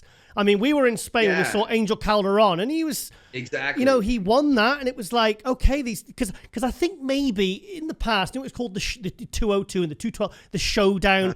It was like it was the B League. It was considered to be a lesser class, but now you got guys like, I think also with guys like Hadi, Bonac. William That's Bonac, what I was going to say. X212 guys that are literally top 3 open Mr. Olympia. Surely that must get you like, shit, I think, with no restrictions and my physique unleashed, like, how could I, do you know what I mean? Does that play a part? Yeah, absolutely. Now you're touching on it. So when it comes to Kamal and Clarida, of course I was rooting for them. They're my fellow 212 competitors, and each 212 Mr. Olympia, former Mr. Olympia. Yeah. So of course I was rooting for those guys in the shows. Sean won his, arguably an arguable second for Kamal at Tampa, and then a top 5 finish in Texas. I don't know how much that played a part in my thinking going open, but when you're looking at guys like Hadi, William, those are the guys who have stood amongst the best at the Olympia for years and placing very high and arguably could have placed even higher. Yep. That gives me good motivation, especially training with someone like Hadi around last year's Olympia, before and after. So I would say that gives me a little bit more motivation, knowing that like those guys are in the open for sure. They're open competitors now, where they're lighter weight guys, shorter guys, but they also like look just as big, arguably bigger, with amazing conditioning. So no, I'm excited to stand with those guys, and I look forward to it, man. And to watch Sean and Kamal go back to the 212 and battle that out is going to be super cool to watch as a fan as well. Okay, guys, sorry we had a bit of a connection issue again. Derek, I won't keep much longer, mate. Sorry, you were saying about Flex Lewis, and then I'll lead on to my next topic. Yeah, I always wanted to see Flex. I've always been a Flex fan. He inspired me to be a bodybuilder and get to the Olympia. So competing with him was awesome. And as a fan of bodybuilding, I always wanted to see him in the open as well. And then when he announced his retirement, that was a bummer for me, because just as a fan, I would have loved to see it. And so I think for me, that also gave me a little bit of motivation to want to also go into the open as well. So yeah. That was it. That was what I was saying. I just want to. We were just talking about different 212 guys going open and stuff like that, doing well and whatnot. And I just wanted to mention him because I just always wanted to see his physique stand next to the best, and as he is one of the best, the GOAT in the 212. So I don't know, man. I think for me, it's like being the 212 reigning champion. I wanted to throw my name in the hat and just say, you know what, from here on out, we're going open. Given that I'm Mystic Tiger and I predicted this special invite, and I actually got it in the magazine, so you can check. I'm not talking nonsense, because I wrote about it. And did you see it? I said, I think I sent you the picture. I said, this is... Yeah, I read it. I said, this is stressing me out. And I said, guys, I'm awake at night thinking, what are they going to do? And I wrote it, and then it came true. I actually thought the special invite would happen a lot later. I felt like they'd leave it to the last few minutes to really make guess when most of the ticket sales come in. But yeah, I just had a funny feeling. If I was a betting man, I think Flex Lewis will come back next year. That'd be awesome. I would love that. I really would, man. Just as a fan, and I don't know, he's a good guy, great competitor, good competitive spirit. Yeah, but as far as like the timing on the special invitation stuff, it's like, look, you know, everybody has their kind of opinions on this whole situation as far as like, oh, conspiracy this. It's like, look, this is as transparent and open and straightforward as it could possibly get from all angles. So I think that's probably why it ended up being that way, was just like, hey, we're being straight up transparent and honest, open, and let's go. You know, I don't remember how many weeks out it was, 13, 14 weeks out from the Olympia, but now we're coming up on 11. So 11 weeks out from the Olympia, and people are getting excited, man. And so we don't want to play this game of like, oh, what are we doing? 212 or open, 212 or open. It's like, look, we had that time of we were sincerely questioning whether 212 open or what the situation is going to be this year. And once we decided there's no more question, we put it out there. And everybody knows. So like, we just want to be open, transparent about everything. Personally, I hope you don't post any physique pictures, full physique pictures, at least for 3-4 weeks before. I want to see you shut it down. I want you to be a man of mystery. And I'll be there because I'm at the Olympia this year. And I just don't want to see it until I do. I want us all to be speculating like mad, like we have over the last few months about you since Pittsburgh, you know, that excitement and that everything that's generated. I don't want to see that. So personally, that's, you know, what I'm saying anyway. But I can't promise anything, Giles. Oh, I can't promise. Just an arm. I can't promise if I will or I won't. But if you want to stay up to date, you can check out my Instagram and my YouTube channel and my TikTok. We're doing a lot of throwbacks. You might enjoy this too. I hate TikTok. We're doing a lot of throwbacks. I'm not the biggest fan on TikTok either, but hey, listen. Nonsense. I've seen your videos. I've seen them on Instagram. You love them, mate. You love them. Okay, they're kind of fun. I don't sit there and scroll through TikTok. Oh, okay. But they're fun today. But what I was saying was, I've been going through a ton of like old content from years past, like from whenever I was an amateur all the way to now. And I've been looking at different videos and pictures and things like that. And I want to start putting more stuff of like my past videos of posing or training or whatever on TikTok. So that's something that is going to be interesting and unique to that platform. Is it's going to be a lot of throwback stuff.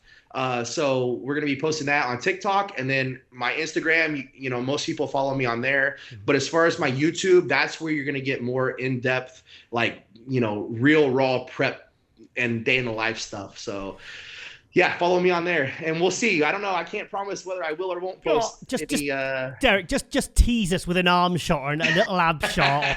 Just don't give the game away. Because I am so excited to see you walk out, hit that first pose, and to see how because you looked so impressive last year in that 212. I mean, that was the pinnacle, I think, of what you could have brought as a 212. It was incredible. I think you know, it was like you and Andrea Shaw were the most impressive Olympia winners last year for me.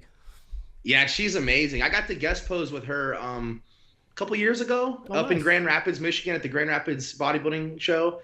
Yeah, she's an incredible champion. I mean, I don't know. She's a force to be reckoned with. But yeah, anyway, no, it's going to be a great year. And probably, even though everybody is probably hating you right now for telling me not to post stuff, you're probably right. I probably should just save it until the Olympia, but we'll see. Yeah. And also, I will go bananas if you get a call out with Hadi and Bonek, the X212s, because I just want to see. I don't know. Just want to see you three guys together in a call out, because I just think that would be exciting. You're going to go bananas? Oh, brilliant. It's gonna be fun, man. Right, okay, I'm sure there's something else I want to talk to you about. What was it? I can't remember. Oh, also, Derek, thank you for messaging me when I was in hospital, mate. Yeah, how is everything? You seem to be doing a lot better. Still alive. Well, thank God. Come on. Yeah, of course. I saw that and I freaked out. I was messaging all my family. My family was messaging me, and we were concerned for you, man. We care about you, you know. So thank you. I'm glad you're doing better now. Thank you. And I'm off to pick Ronnie Coleman up tomorrow. We're gonna go chill for a couple of days at an appearance down in London, so that'll be fun. All right. Too bad I can't be there. I love to train with that guy. Well, the both of you. Yeah. Well, yeah. So I've literally just started back training now because I had no training for months. You know, I couldn't get out of bed couldn't barely stand a couple of months ago. So yeah, it's crazy. You had me freaking out, man. I'll be honest. It was. Thank you. Yeah. Thank you. But like I said, thank you. Glad you're freaking out. No, yeah, glad you're freaking out. It was not good. Yeah. I was like, oh yeah, you were in my prayers, man, for sure, and my family. We were all praying for you, man. Thank you. No, I do. I really, because there was a few people in the industry. It was you, Milos, Eaton, Ronnie, Jay. Just some people in the industry I didn't expect anything from. And when you're lying in a hospital bed and you like your whole world is being turned upside down and like everything, you just kind of, it's a lot to absorb. You get a message like that, mate, and it does make a difference. So thank you. I wanted to thank you personally. Thank you for sharing too. And that just goes to show how many like good, genuine people there are in this industry too. And I'm not talking about myself, but all the people you just mentioned. It's like sometimes we just think they're just like a Jay Cutler, iconic legend. Milos is an iconic legend bodybuilder, but like no, we're just people, man. We care about each other. This is our community together. So no, we want to uplift each other, man. Good. Care about each other. And one final question: how's life with your lady and your new little addition to the family? Are you asking me or are you asking her? Because well, either. She's married to a bodybuilder. Poor lady. Yeah, but you get to do lots of fun TikTok videos. Yeah, we have fun, man. No, I'm blessed. It's been great. You know, my little dog, that little Morky, she went downstairs. She's spoiled. Oh my God, let me tell you. But no, it's good here in the Lunsford household. We haven't got to take a honeymoon because of all the traveling and stuff. Yeah, I know. Like, just. You got the Olympia, mate. You got Olympia. So, I'm doing this for, darling, I'm doing this for us. I'm doing this for us. Exactly. Yeah. So after the Olympia or sometime next year, we're going to have to make that happen. But otherwise, all is well here, man. Thank you for asking. I appreciate it. Yeah. Derek, this has been absolutely amazing, mate. And thank you so much for coming on MD Glove Muscle. And like I said, it's just... I thought it couldn't get any better after you won the Olympia last year for you, because just to see how happy and fulfilled and how everything was going so well for you, and then all of a sudden kind of things went up another level again in terms of excitement and in terms of like talk generated and speculation, which is fun for us fans. It was been huge this year, mate. So you've done that by what you do in the gym. Thank you, man. And the big difference is just like, I'm just so grateful now. Like before, when we would talk years ago, I don't know, it was a lot different. Now I'm appreciative, man. I just know that this can be taken away in 2 seconds, and every day, every year matters. And so, yeah, man, we're not promised tomorrow, and I want to make the most of it today. Yeah, tell me about it. So, exactly. Tell me about it. Derek, on the Thursday night at the Meet the Olympians, I'm going to be running towards you, so keep an eye out for that. We will save a spot right there. No, because I did that one in 2017 with you, and then your mum was there, and that was a really good interview. That, and like I said, it's just so much has happened in that last 5 years, isn't it?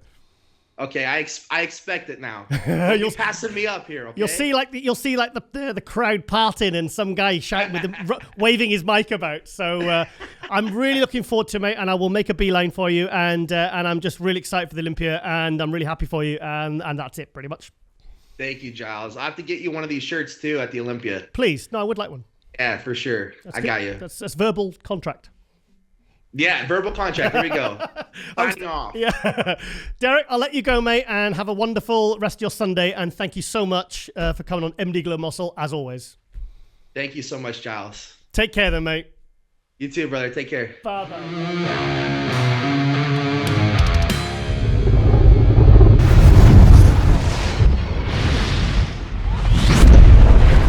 Okay, guys, welcome back to Hot News for Season 5, Episode 5 of MD Glove Muscle.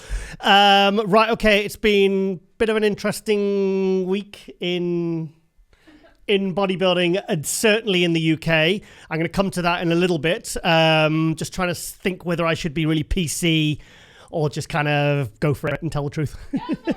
Should I go for it? Yeah. I've had a good run. 27 years. It's been, I won't make my 28th, but oh well. Well, actually, I'm actually going to, because it actually, there's a lot of information that's been put out there that is, and a lot of people getting flack that don't deserve it, but I will come to that. So I'm a little bit teasy today. So, okay, then we're going to go first to, obviously, our guest early in this episode, Blake Course, the classic pro who won the Savannah, and he's going to the Olympia. Do you know, I probably did double the amount of time I was going to do with Blake, but he was such an interesting guy. And I'd never spoken to him really before. And I like doing those interviews because, well, you never know what to expect. And I think that's part of the thrill. You know, when you spoke to someone like a top name, you've spoken 20 times, you kind of know what to expect. So I really do get a kick out of doing these kind of the lesser known names, because, this guy could be, what was it like with the first person to interview Chris Bumstead? Do you know what I mean? Or, like when I interviewed William Bonac at the British Grand Prix, and everyone's going, who's that guy Giles is interviewing, So I think it's really important. That's one of the fundamental things that I want to accomplish with MD Globe Muscle, and that is promoting the new talent, the potential superstars of tomorrow. And at the end of the day, this guy is going to the Olympia. He's an Olympian. Did he say 55 guys in the Classic? Yeah. Wow. It kind of speaks to the popularity, but it also speaks to how many bloody shows they've got. So, but the thing is that they wouldn't be putting on that many shows if they weren't popular, the promoters, if they didn't know they wouldn't stack the shows, the stage, fill the stage with a lot of good athletes. So I think just Classic's gone completely bonkers in the last year or so. So anyway, let's go to Blake Course. I've never looked at his Instagram before. It's a good shot, isn't it? Oh, there he is. Oh, there is his baby. So basically in the interview, he told us that he was prepping whilst he had, a 3-month, what would he have been? 3-month-old, the baby or something? So Walker Course. Walker Course. Oh yeah, Walker Course. Yeah, that's a cool name. I like that. It's Walker Course. Walker Course, Blake Course, and I don't know what's his wife's name? Sarah Course? Yes. Sarah Lowe? Oh, she's still using a name. Would you change your name to Lauren Thomas? If and when potentially the day came in the future? What? It's a lot better than what? Do you want me to tell him your real name? Oh God. I've been told not to go there by Lauren because she you're in my phone actually with your middle name is my last name, Lauren Ashley. Mm-hmm. I'll tell you, we'll leave this one alone. We'll come to this in another episode. I'll do it one week when you've pissed me off or something, when you haven't done the washing up. Right, okay, that's a lovely photo. So that's the latest picture that Blake Course has put out. Let's have a look at his physique. That's a good shot. Oh, shit. Here we go. Right, okay. Yeah, he's really good, isn't he? He's really good. Nice physique. Good-looking dude like myself. Very baby. Don't laugh. You laughing at it? Hey, you... No Lauren Thomas for you, love. If you start laughing at stuff like that, it's not a good sign, is it? Apparently, do you know one of the greatest predictors? This is what Jordan Peterson says. One of the greatest predictors for divorce. If they go to couples therapy or something, that's probably a bad sign in the first place. But if they roll their eyes, it means utter contempt. It's like a real, like he said, like 80% there's an 80% chance that the relationship is done. If the partner says something and then they roll their eyes like that, they say it's not. Apparently, that's a real telltale sign for couples counselors if the other person, if one of the married couple does that. So, right, okay, so yeah, it's a great shot, that one. Oh, yeah. Yeah, he's good, isn't he? And he's still 10 pounds, I believe, like he said in the interview, 10 pounds under the classic limit. So he's got room to grow. So that's always the best place to be in. Let's have a look at this shot here. That looks nice. Yeah. What are you doing, Lauren? The charger. It needs to be charged. Oh, wait. It's all right. I forgot to plug the laptop. Don't let the laptop go off. Otherwise... Literally, and everybody else will be in the dark. It'll just be static noise. Right, okay then. Yeah, looks great. But I know there, mate. Get that sorted. So I didn't know he was prepped by Patrick Tuer. I should have known that, really. So Patrick Tuer, a very good friend of mine, super coach, one of the best coaches in the world. Yeah, he's got really good symmetry. I didn't realize how thick he was, actually. Yeah, it's got a nice shot. Yeah, that's a nice physique. And if he's still, 10 pounds under the classic limit, imagine that with another 8 to 10 pounds. That's going to look absolutely incredible. So, sorry, I've just eaten. Try not to burp down the microphone. A bit disgusting. Right, okay, let's have a look at this. Look at a couple more shots. Oh, yeah, he's really good. Very marketable look, actually. There's a bit of a hint of Bumstead about him, I think. Don't you think? Yeah. As soon as he came on, I said, do you ever get mistaken for, well, he could be Chris Bumstead's stunt double. So I like the Canadians. They're very easy. I find the Canadian athletes extremely easy to talk to. Chris Bumstead's the same. I interviewed him last year and just very, very cool guy to talk to. Also, did you see, check out Ron Harris's interview with Chris Bumstead last week. I think it was already up to like 13,000 views the last time I checked. So he even beat our Arnold UK preview. So, yes. So, yeah, we had a good views on that one. So it's a really good interview. And apparently the interview is absolutely fantastic. I still haven't watched it. And I will, because I really like Chris Bumstead. He's just kind of a cool guy, you know. His head's not up his own arse. And I think a lot of people do appreciate that. So, yeah, so good. It's a bit of a funny shot, isn't it? Yeah, like he's obviously grown the beard out now. So, what do you think? Do you like the moustache or the beard? When we interviewed him, we had a beard. In there on stage, he's got the kind of 70s porno moustache going on. Do you like it? A bit bow chicka wow wow, that, isn't it? Isn't it? How do you know what bow chicka wow wow is? Friends. Oh, Friends. Yeah. What they made you watch? No, there's an episode in Friends. Oh, I thought you meant your friends, not Friends. So you, that's good. Good. There's an episode that go bow chicka wow. So you know what that is? You don't. So you've not. It's I'm teasing. I'm teasing. Right. Okay. Oh, my headphones are falling off. Right. Okay. Let's have a look at a couple more shots. So this was at the Lenda Murray bodybuilding show. Mostly female divisions. It's like an all-female Wings of Strength, as you'd expect. Female bodybuilding. What are you doing? Get undressed. Please don't get undressed while I'm doing this, darling. It's very distracting.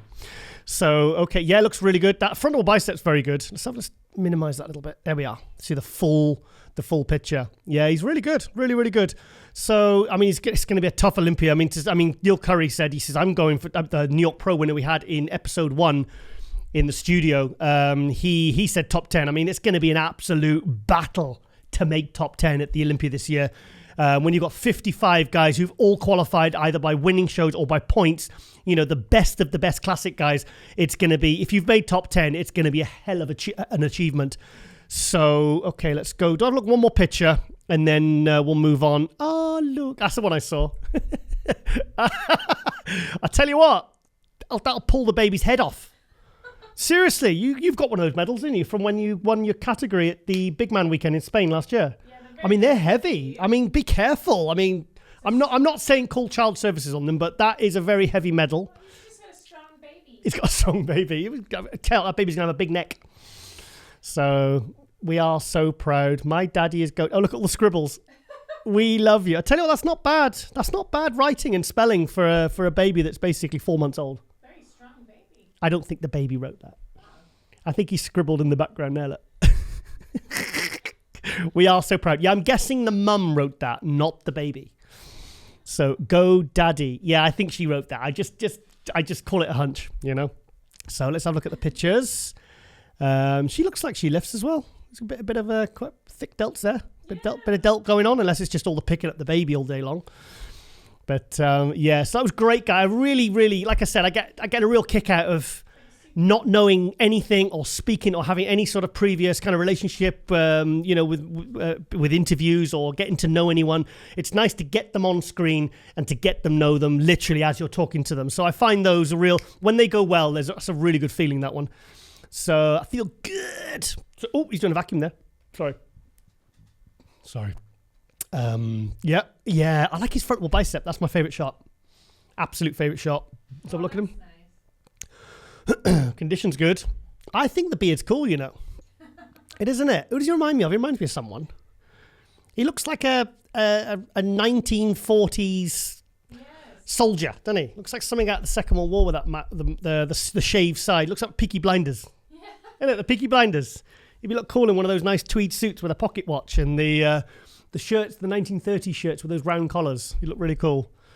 I'm really going off piece today, aren't I? So, yeah, very good physique. Yeah, so anyway, we're very excited to see what Blake will be bringing to the 2022 Olympia. And all the best. And thank you for a fantastic interview. I really enjoyed it. So, and I hope you all did too. Okay, going to go to... I know I keep bringing up his Instagram account, but he is in this episode. Hope he turns up.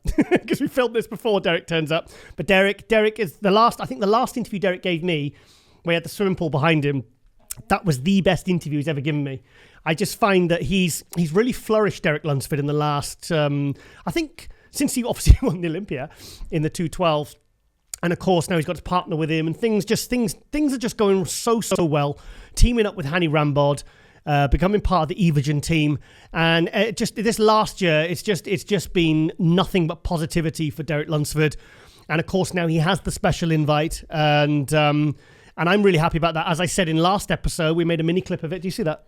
Ron and they made a mini clip of that, me talking about, and you know what? When I read the comments, I was expecting a lot of resistance, and it was everyone agreed with me, which I was really shocked by, because at the moment, not many people are agreeing with me. I'll come to that as well. So, but like I said, I love it when people tell you you're wrong, or you're stupid, or you don't know what you're talking about, and all you're giving is your opinion in a subjective sport. Bodybuilding isn't like the 100-meter race where someone's first and someone's second and it's clear cut. Bodybuilding is a visual sport. It's a visual medium, and it's subjective. That's it. It's like beauty is in the eye of the beholder. It's like a muscular beauty pageant where the one judge thinks that's what a physique should look like, and somebody else has a different. It's one of those. So I get a bit annoyed when people tell me you're stupid or you're wrong, because you're not wrong. That's just your opinion. So, and I think I've been doing this 27 years, so I think I'm entitled to that. And I must be doing something right, because like I said, I'm heading towards 3 decades in the industry. So I really, yeah. So, but let's see what I come to. Let's see if my run continues. Well, you got to speak the truth sometimes. You got to get it out there, because it's like X-Files. Truth is out there. What was the catchphrase for that? Oh, truth. Oh, I just said it. Okay. Right. Okay. It's nothing really I want to show there with Derek Lunsford. I wonder what he will weigh when he hits the stage. I mean, I'm thinking, he was obviously 212 last year. We saw him. I mean, he looks like he's grown even more since Pittsburgh there. So I think I'm guessing he's about 260 here. Now, do you think he's got more than 30 pounds to lose? Do you think? No. And he could still potentially grow and fill out a bit more into the Olympia. I can't see him being lighter than 225 at the Olympia in the Open this year. Look at his legs. I know, his legs have really come up. Do you know what? His legs used to be a weakness, and now they've even his calves. I said to him about 2 years ago, and I said, Derek, your calves have really come up. He's got good calves now. When he takes his shorts off, it's even bigger. Look at the ham pop. See, remember I said to you the other week about how you flex you don't flex the hamstrings, you flex the glute. You push the leg into the other one, and then the hamstring pops out like that. That's what happens. So, posing 101 with Giles Tiger. I was a very good poser, I might try and get my posing routines and put them onto Instagram, and I'll bring them up in an episode, and I won't bore everyone for hours. And I'll bring up a couple of my best posing routines. Post 2 Metallica, Turn the Page in my first show. And then Metallica again, Wherever I May Roam at the Welsh show. And then I think it was Evanescence, the slow one. Bring Me Back to Life. No. I posted that 9 times. Oh, and the other one, the slow one. I can't even sing it now. I can't remember it. You know the one out of Daredevil? I can sing it in my head, but I can't sing it through my mouth. If that makes any sense whatsoever. So anyway, just like I said, we brought Derek Lunsford up, but I'm just so excited that he is going into the Open, and I think, like I said, he's actually really sacrificed the chance for him to defend his 212 title, to throw his hat into arguably a much bigger arena. It's the Open. It's going to be tougher for him in the Open than it is in the 212. My Immortal. That's the bugger. Thank you, Lauren. Thank you.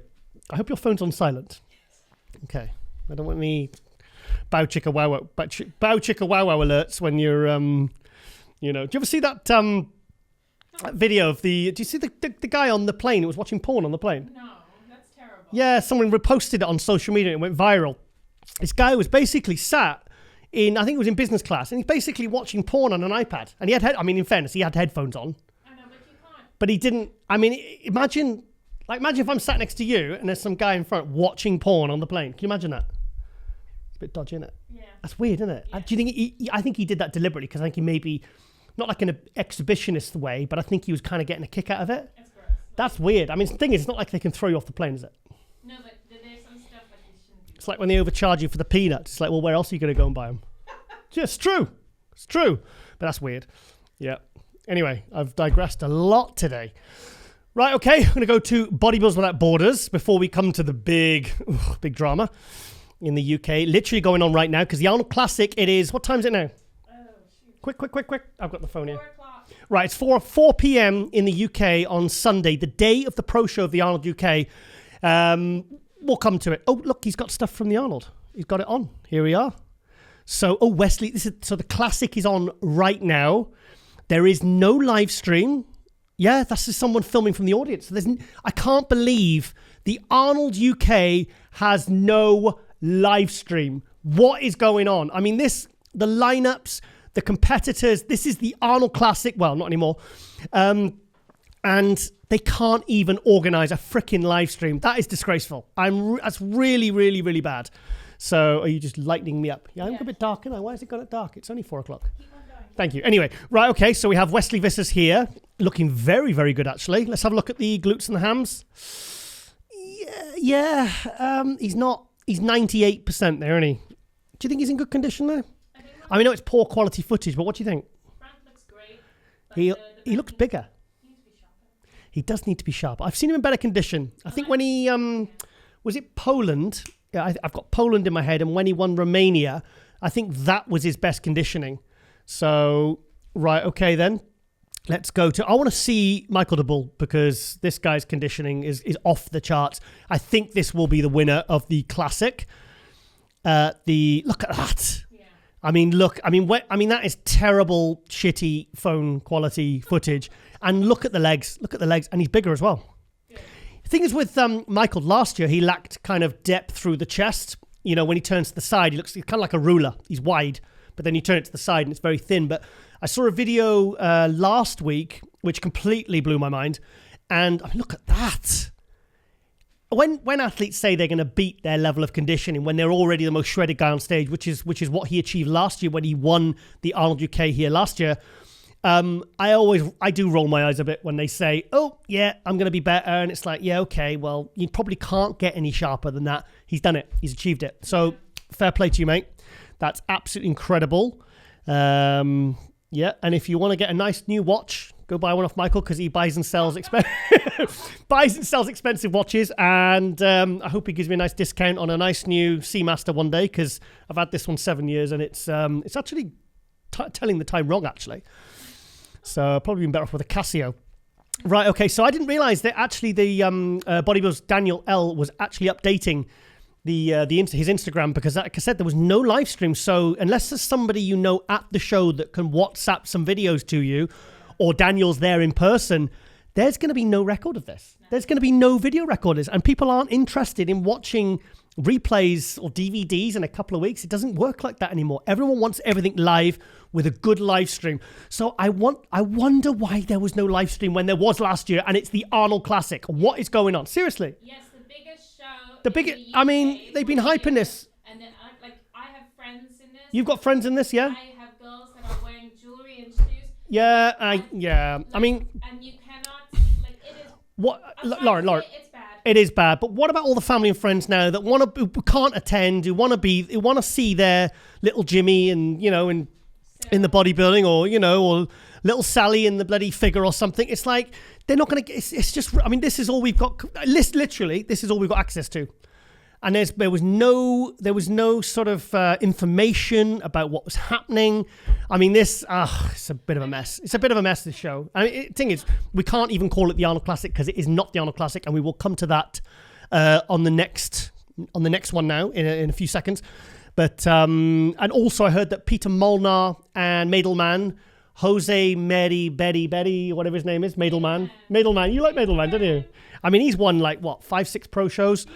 From Spain. I interviewed him. A lovely guy, really cool guy, beautiful physique. He had to do the 212, as did Peter Molnar, who didn't make Classic. And I don't know why these guys aren't making weight unless there's some dodgy scales there or something. I mean, normally you need to be holding your weight or be underweight. You need to know. I mean, you should know that morning. I mean, I don't understand how this has happened because you saw Neil Curry.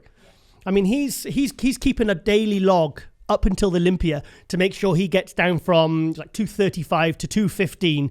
You know, you monitor your body weight and then you deplete, you go and weigh yourself in if you're close to the limit, and then you carb up and do whatever you need to do. But it's not hard. It's not actually that hard. So I don't understand why. And also Cuba, how do you say his last name? I think it's Chelin. Cuba Chelin. I mean, he was down to do Classic for months because he was coming over from Open, and now he didn't make weight. Now he's having to go to the Open. And to be honest, I don't know how someone like Peter Molnar's going to do as a 212. Yeah. You know, I think actually Middleman's probably got a better chance because he looks to me like he wouldn't look out of place in a 212 lineup because he's very, very, he's thick, isn't he? He's quite, in the back shots, he looks like a 212. Yeah, exactly. Molnar probably get annihilated in the 212 when he would have been a front runner in this. He could have won this potentially. I don't know what he's looking like, but I don't know why. I'm a bit confused. There's a lot going around this show that I don't understand, to be honest. Anyway, I'm gonna get a quick look and see what's see Neil Curry. Look, see, this is how he's looking. What, 12 weeks out? They are 82 days out. 220. Yeah, it's 22.4 pounds above his weight limit for Classic. So he's got 12 weeks. He's got 2 pounds a week. He's going to make weight. I mean, it's just about when you've got a weight to make and it's going to be close, you have to be so precise. I mean, this guy has to do a transatlantic flight as well. Guys like Middleman and Peter Molnar are only doing short flights, into Europe. So it's not like they're on some 24-hour flight and they're holding a ton of water when they get off the plane. I don't know. It's very confusing. But I tell you what, I'm seeing the magic with Neil every single week now. Mm-hmm. Every single week. I've messaged him a few times. Obviously, he helped us launch season 5 here in the Global Muscle on the Rise Studios. So, and I think you should keep the beard. Yeah. The beard looks cool. And he said, what did he say? He said it's like when you turn up for a job, it's about respect. He said, you'd be clean shaven for a job. I don't know. If he gets that sharp thing, Steve Cookler sometimes gets that, like, really sharp beard. Yeah. Or what they call him, the douchebag beard. I don't know. The one in Family Guy. No. In Family Guy where she draws on with a pencil. No. It's almost like mine, but thinner. Well, I don't think Neil would rock that, but I think this is fine. All right, darling. Okay. Well, also, Lauren, we will get you a mic because I know your voice is hoarse by the end of Hot News because I'm saying, speak up, woman. And also, when you're talking sometimes, I'm not talking over you. Because with these headphones on, I can't hear you. I can't hear it. And I do love the sound of my own voice. I know. I just love hearing myself talk. Right. Okay. 16 weeks post surgery, guys. 16 weeks ago, they were cracking me open like a walnut. Cut me some slack. I had a rubbish supper. And but anyway, the last quarter of the year is going to be absolutely fantastic, and I'll come to that momentarily. Here is yay, thank God. And also Rob Cannon doing the Open in his pro debut. He turned pro last year in Spain when we were there. Who was the other one? Francisco Barrios. Remember the middleweight? Francisco, Barrios, prepped by Patrick Tour from, oh God, where's he from? Oh my God, where's, not Brazil, somewhere else. Cuba? No, Cuba. Anyway, so Rob Cannon was one of the guys who got their pro card, winning the super heavyweights. And he's making his pro debut at the Arnold UK. Well, can't really call it the Arnold UK, can we? What's Blitz doing, cat? She's scratching outside. Right, okay. So anyway, big good luck to Rob Cannon and also your lovely lady, Scarlett Hollands. I think we're going to have to get him up in the studio. Yes. Get him up. They can come and stay. I love Rob. Scarlett's cool. And they're more than... I think you should do a buff bombshell with Scarlett and I'll do one with Rob. And it'll be fantastic. So, Rob, if you're watching, the invitation is open to you, my friend. So, yeah. So, anyway, here we are. Here's the heavy hitters. We have Andrew Jacked, Martin Fitzwater. Oh, I can say now. Martin Fitzwater sent me a photo today. Now, it's Wednesday by the time you watch this, so it'll be all over, and you'll know exactly where Martin Fitzwater placed. But Martin sent me a picture, and the condition is unreal. Better than Texas, obviously better than last year. Texas, when he was making his pro debut, he took 4th place, and then he took 5th place at the Legion, but he was still a bit of a diamond in the rough then. But now, I'm telling you, the photo he sent me, the conditioning, he's really going for this. And I wish him all the very, very best. I like Martin. He's a good kid, hard worker, and we had a good fun out in Sweden with him and Keon and all those guys and the gas team. So so I'm rooting for this kid. He's young, he's ambitious, he's got a good head on his shoulders, and he's a good guy. And obviously Mark Hector, I'm actually picking along with Andrew Jack to be the top 2. So James Holland said, I don't know how he's going to look because I've not really kept up with his updates. I'll be honest here. He always looks good in his progress pictures. And I haven't seen him. I've never actually seen him on stage as a pro yet because I wasn't at the Olympia last year when he took 12th. So anyway, statistically, very good placing. Hang on. Statistically, I suppose James, by his 12th place at last year's Olympia, is the highest ranked out of all of these because Mark Hector, no Olympia, Patrick, Jamie, Rob, Vlad, Chirac, Max Charles, I think he might have been around that kind of placing, but I suppose Max Charles and James Hollinshead probably really the 2 highest ranked guys if you go by their placings from the Mr. Olympia. So really on paper, when you're talking about stats and Olympia placings, James is probably one of he's the favourite, really, so, but everyone is raving about Andrew Jack now, and I will come to him as well in a bit later, because I've been getting quite a bit of shit this week for my comments on Andrew Jack's condition at the Texas Pro. Yeah.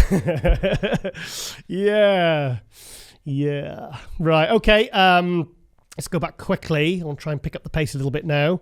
Also, Ole Krivier, from Ukraine. He's another guy who stayed in Ukraine to fight, and this is him 12 weeks out from the Olympia. He's impressive, isn't he? He's a good guy as well. I had him on with a translator. I really like his physique as well. Him and Angel Calderon were very, very neck and neck. So yeah, he's thick as a brick. God, look at his eyes. I'm guessing that was a very early morning photo because he looks very tired. So, yeah, done 3 a.m. cardio or something. Right, okay, there's nothing much on there. Hang on, San Antonio? Who's this? You mentioned San Antonio. Why did you mention San Antonio to me? Rhea. Oh, yeah, Rhea Gale won her second pro show of the year, correct? Yes. Yeah. So she's double qualified for the Olympia. What was she? She was 9th in the Olympia, wasn't she? Well, this was this weekend. No, what was she? What's her Olympia placings? What is Rhea Gale, UK Figure Pro? Was it 13th and then she went up to 9th? And then last year we hoped she'd make the top 6, but then she dropped out of the top 15, didn't she? Yeah, a little bit. Yeah, condition in her legs wasn't quite as good, and obviously she moved from UK to America. But now she looks like she's regaining some kind of lost footing, and she's kind of getting some momentum going. She's got 2 wins going into the Olympia. So, okay, who won the... Chris Hunt won the San Antonio Classic. Eric Wildberger, his best out in his classic physique. Zanya G, his best placing yet. So anyway, that's basically the top 5 at the classic. There's so many new faces coming into the classic, so many new guys. It is hard to keep up. Seriously, that's like a full-time job in itself, just literally trying to keep up with the amount of classic guys coming into the sport. So 55 Olympians. Yeah.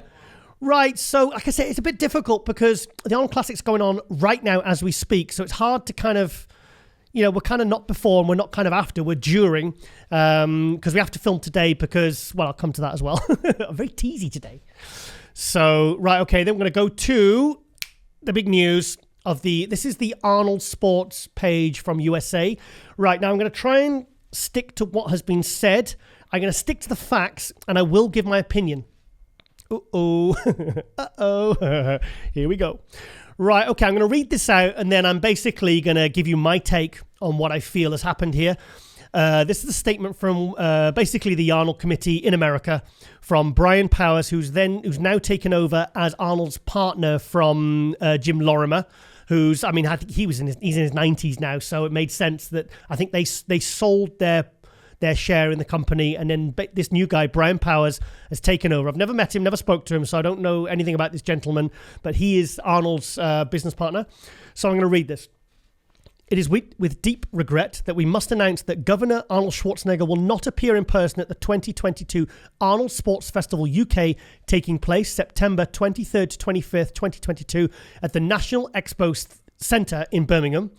Whilst Schwarzenegger very much wished to attend, we're informed that financial obligations to a variety of people had not been met and requested assurances that the financial commitments to all competitors be satisfied by having monies put in escrow for them. As a result of the promoter's failure to do so, and the fact we were never able to reach an agreement with the promoter regarding details of the appearance, Schwarzenegger will not appear in person. We appreciate this will come as a great disappointment to Arnold's fans and our event partners, and we would like to apologize for any inconvenience this may have caused. In spite of these challenges, blah, blah, blah, blah, blah. So, yeah, and obviously talking about if you want to get refunds, contact the ticketing provider, Eventbrite, and, you know, they will basically facilitate, because obviously it's £750 to have a photo with Arnold. Now, this is what I've heard, and this is basically what I understand from this statement. The Arnold Classic it's kind of like a franchise, a license fee, which they would have been trading off, really, to pull in the exhibitors, the competitors, the sponsors. You know, Arnold's name has basically been attached to this, and they basically build their event, you know, from that. So basically, Arnold was asking about the prize money, because for the Pro League to put a show on, you have to, I think it's, this is what my memory served, because I remember speaking to Simon Fan, the promoter of the 2011 British Grand Prix. I was loosely involved back in the day, and I remember him telling me that I think 50% of the money has to be put into the escrow a month before, and I think the remainder has to be in place, I think it's 1 or 2 weeks before. It's something like that, but basically meaning all the prize money has to be in a holding account before the show takes place. Otherwise, what will happen is what happened at I think it was a Toronto Pro many years ago, when the 10th Artat with the winner. It was $10,000 first prize. And basically the promoter didn't stump up the money. And then I think the Pro League I'm guessing had to step in and pay this. So with this many pro shows, the Pro League, you know, the professional IFBB Pro League, they said, right, okay, then to stop this happening as an assurance, promoters need to have that prize money in place, or, you know, you can't basically go ahead with the show. Now, also, Arnold's appearance will be tied in with that kind of license franchise fee, if you want to call it. I'm sure there's a better name for it. It's a considerable amount of money. I've heard 200,000. I've heard for $500,000. But the thing is, if the money's not there, and Arnold's name is attached to this, and he can't, you know, and just say, for example, the prize money, the competitors don't get their prize money, their checks bounce, or something goes wrong, this is on Arnold, and this is not good for Arnold. So what he's done, he's basically looked into this.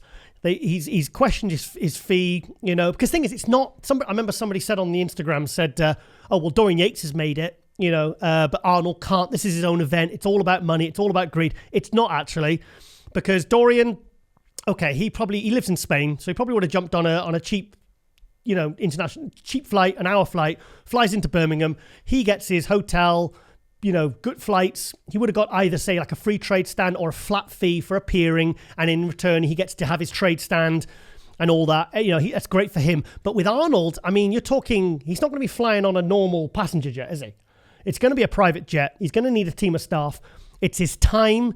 It's his name attached to something when he doesn't even know whether the competitors are going to be paid because he had no assurances, which is what he basically is saying in this. So why would he come? What?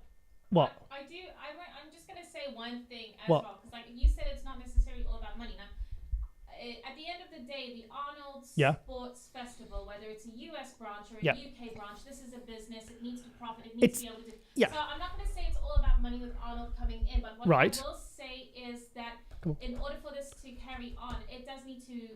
It needs to make sense. Look. At the end of the day, this is in a contract. If you're not going to fulfill the contract, yes, but that's what I mean. Let's say if you can, like you said, if you cannot no, let me just explain. Okay. If you cannot fulfill, if you cannot commit to that obligation, you shouldn't do it. Correct. Yeah. Basically, yeah. If you can't commit to the contractual obligations and you're basically reneging on that, then why would Arnold come? I wouldn't come. I mean, what's the flight's going to cost? 50,000, 100,000? Bring that team? He's just obviously gone, right, okay, you're not fulfilling your contractual obligations despite building this event using my name. Why would he come? Why would he come? So anyway, so now I believe there's legal, they're not even allowed to call this the Arnold Sports anymore. So even us referring to this show as an Arnold Classic, we're not allowed to do so. And it's really, really kicked off. And also, I do know that, I can't say the person's name, but Lee Haney's pulled out. Jean-Claude Van Damme has pulled out. And also certain fees paid to certain names that were coming over. The promoter then decided he wasn't then going to pay them. Arnold has stepped in and honoured that. And so Arnold is now paying out of his pocket, so people aren't disappointed when some of their heroes would otherwise not be coming now.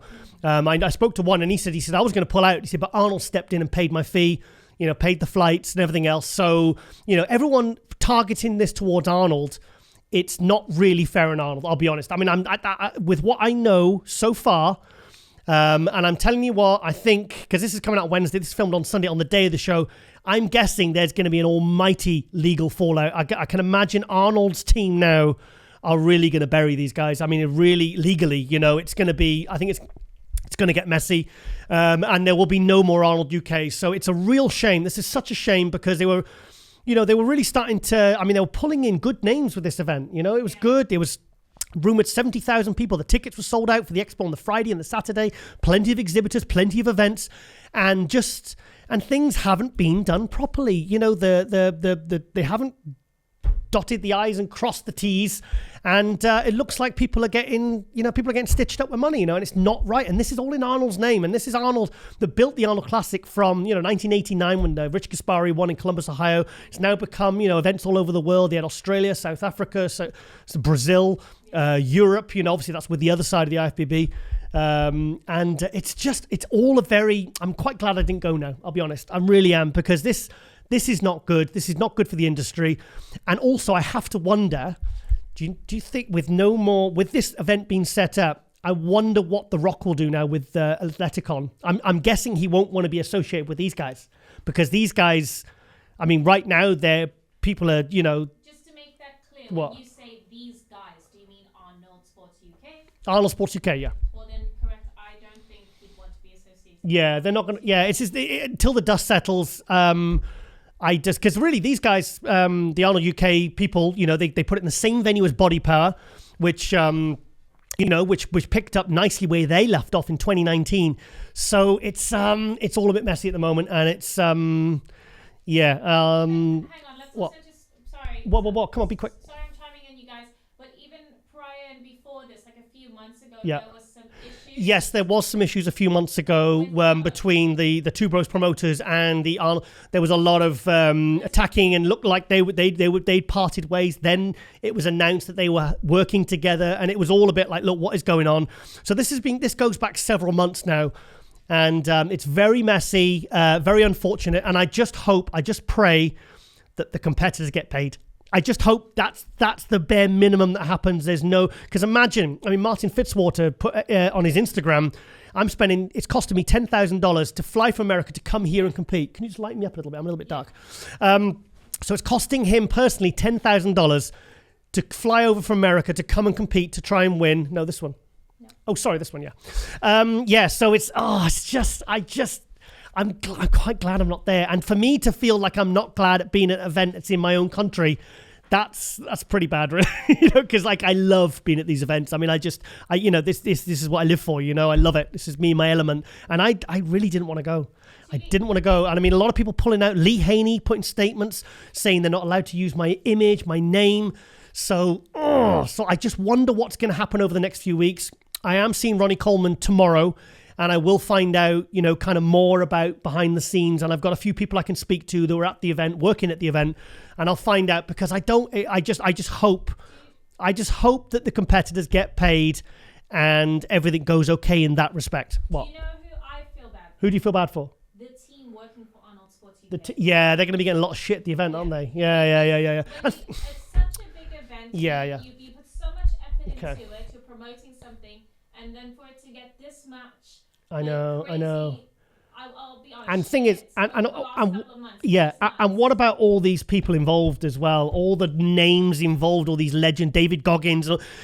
Some people, once they, like Jean-Claude Van Damme, maybe he spoke to Arnold, because obviously they made the Expendable films. They're probably friends. They've been film stars for 30, 40 years. Maybe they just spoke to each other and went, okay, this is the heads up. Jean-Claude, this is the heads up. This is what's happened, and probably, and then people started dropping like flies. But it all happened right at the last minute. So I wonder what was known beforehand. And but I'm guessing we will find out in the next few weeks. So like I said, I just hope the competitors get paid, and I hope the event's a success, and I just hope that some way that they can move forward for next year. And also, like, I know Arnold's rich and stuff, but, you know, at the end of the day, he doesn't deserve to not be paid or have his, you know, and because otherwise it's just not good. It's not fair. It's not fair. And it's not good for the industry is basically what I'm saying. And like I said, I just wonder if this will now, maybe the Athleticon, Danny Garcia and The Rock will maybe see an opportunity to now step their game up and kind of take over, really. I don't know. Maybe so not. Anyway, what? Or maybe not. Yeah, exactly. Yeah, these things aren't good for the industry. We've had the pandemic. You know, I know in 2020, the Arnold Classic lost a lot of money in America because obviously they had to cancel the expo. I was there. That's where they make that's pretty much where they make their revenue from. Yeah. You know, 100,000 people aren't coming to the bodybuilding show. They're coming to the expo. They're coming to all the sports events. You know, because it's not just bodybuilding at the Arnold Classic. It's I think they've got more events than the Olympics. Yeah. So, I mean, I've been to 6, 7 Arnold Classics, you know, and they're huge affairs. And without the expo, it was very weird, I got to be honest. So I just wonder, and obviously Arnold's 75 now, I think he's 75. I wonder how he will now feel. Jim Lorimer now retiring. I wonder what this means for the future of the Arnold Classic. I just hope maybe it'll just go back to having 1 or 2. I don't know. Because obviously Australia with the pandemic and, you know, that completely floored Tony Doherty. Anyway, better move on. We spent too much time on this subject. But like I said, I hope it all works out. I really, really do. Because there's been so much excitement around positivity around this event. It'd be a shame to have it marred. And anyway, briefly want to mention Rhea Gale, who I had no idea was doing another show before the Olympia. So what was the first one she won? San Antonio? No, won Sasquatch. That's correct. She won the Sasquatch, and now she's what's this event? San Antonio. Right. So Sasquatch the other week, 2 weeks ago, last week? 3 weeks ago, and now Rhea has now won the San Antonio in Texas. So wow, so that's great going into 2 pro wins, and also the prize money doesn't hurt, and the momentum, and maybe this will move her back up into the top 10, maybe even the top 6 of the Olympia. Also, I didn't know that she was competing. You didn't know she was competing, right? Okay. When I did the preview, I thought maybe. Oh, the preview, right? Okay, you didn't know, right? Okay, fair enough. Because but that was a preview for the Arnold UK. Yes, but she was supposed to right, do it, which was yesterday. Okay. Also, yeah, okay. The show was yesterday. Okay, well, check out also the preview, Arnold UK preview. Well, it's kind of, the show's done with now, isn't it? So, great to see you back, Lauren. Thank you. Great to see you back. Buff Bombshell, Wellness Watch. Hopefully get some new episodes coming to MD YouTube very, very soon. Oh, yeah. So, anyway, that's just what I wanted to show on Rhea. And other big news is Josh Malley. Newsflash, Jamie the Giant is now no longer the world's tallest open pro bodybuilder. We have a new guy that is 1 inch taller, Josh Malley, the Viking. 6'6". And you know what? He trains at Jamie's gym. And Jamie's gym is a private gym. So I think there's a couple of Jamie's friends that have keys that are allowed to train there. That's pretty cool. Because I've been to Jamie's gym to film him. I went back in, was it February, March? I went with you. Yeah. No, you didn't. The first time. This is about the 3rd time I went. And he was there training. He's there training, and he's a big unit, this guy. He's huge. But, so he won the amateur at the Arnold UK. And, so won the amateur super heavyweights. Funny that, super. And he won the overall. So big congratulations there to Josh Malley. Look at that. He's a big unit, isn't he? He's not quite as thick as Jamie, but I tell you what, that's like a slightly smaller version of Jamie, isn't it? Because Jamie's just... Well, Jamie's been working like in the pro league now for a while. Yeah, Jamie turned pro in 2018. And this guy has just turned pro. Josh was competing in other federations, like in NABA and some other federations. He won the NABA Universe. And I was wondering if he would ever come over to the pro league. And then he did a qualifier a few weeks ago. I texted him, DM'd him, on Instagram, congratulated him. And are you switching? Have you forgot to switch? Yes. You've just been forgetting to switch this whole time. No, because I didn't want to put on the letter for so long. Right. Okay. You just just watch your chatting and just make sure you keep switching. Yeah. Don't forget your job. Hey. Jesus, woman, come on. Right. I was thinking, she hasn't pressed any buttons for a while. Come on, we've got all this equipment. I got to use it. Right. So anyway, big congratulations to Josh Malley, new IFBB Pro. Wow, look at that before and after. That was him at the start of the prep. Tell you what, that'd be a good Muscle Tech advert, wouldn't it? Here's me 12 weeks before. Here's me 12 weeks after with Celtec. Creatine and sugar. So, yes, it's how many years ago? That's 19 years old, and here he is 14 years later. So that's what you can achieve in 14 years. That's 14 years later. He's 19 there. He's 33 there. What do you mean? Why? What's shocking about that? So he's 190 pounds there and 300 pounds there. But the thing is, being 6'6" and that skinny doesn't look right, does it? It looks better when you're beefy. I mean, anyone at any height looks better beefy. So you just stop talking and keep pressing those buttons, love. Right, okay then. I can feel the venom. I feel your Homelander eyes burning into the side of my head. So that's a nice picture of by Chris Bailey there as well. Is he crying? Oh, so I think he's a bit emotional there because obviously he just won the pro card, as he would be. I mean, my God, and winning it in a big stage. I can't call it the Arnold UK anyway. Thing is, I feel bad for the competitors now. What do they? Because they're still tagging in Arnold. Their families have come to see them, or they're expecting to watch the live stream and the Arnold Schwarzenegger show. And I mean, that's kind of everyone, all the family members and the friends and everything like that. They're going to be excited about that. Arnold's not there. It's not the Arnold UK anymore. Like, how does that work? I mean, I feel really bad for them. It's really. It's a shame, isn't it? Oh, was it Experience With or something? I mean, they're going to have to change that for next year, if there is a next year. Because the thing is, this much controversy around this is not good. It's not good. So, not good. Not good. That's double negative. Not good. Right, okay then. So, big congratulations to Josh Malley. I will get him on next episode, I think. He's a cool guy as well. I like him. I've met him a few times. And a big bastard. Right, okay then. No, he's not a bastard. He's a nice guy, but he's if you watch The Boys, when we say bastard, we mean. I'm not going to start using the language that. What's his name? The character. I don't know. Character, Carl Urban. I know. What's he pay? What's he called? Butcher. William Butcher. William Butcher. We kind of it's meant with affection, not affection, but you know what I mean. I don't love the guy. Oh. God, I was going to say I need some caffeine. It's like I think that's the opposite of what I need. Right, okay, then I'm going to go to Patrick Tour's Instagram account because a couple of reasons. Because I didn't know Blake Course was prepped by Patrick Tour, the guest we had in this episode. And this photo, it popped up my feed literally just before I was about to start Hot News. And he's actually got some pants on. Hang on, has he got something on, or is that like Is that a G-string, or is he actually like scrubbed that on with a thing? On the picture. It's a T-string. On the picture, no, he's actually got something covering his modesty. Oh, it's just like artwork. No, because I see a string there. Look. I don't really want to focus too much on his ass, but like I saw that and that completely blew my mind. I mean, that is what you call. I mean, look, if you look in here, look, I've just noticed. Look, you can see these bits have got striations. I mean, one of his hamstring cords actually has striations. And you know what I like to see? I like to see this. William Bonac has this. If you look at his side chest, have a look at William Bonac. These, where it looks like the skin is almost tearing between the quad and the hamstring. This is one of the things I really like about William Bonac when he's really, really at his best condition.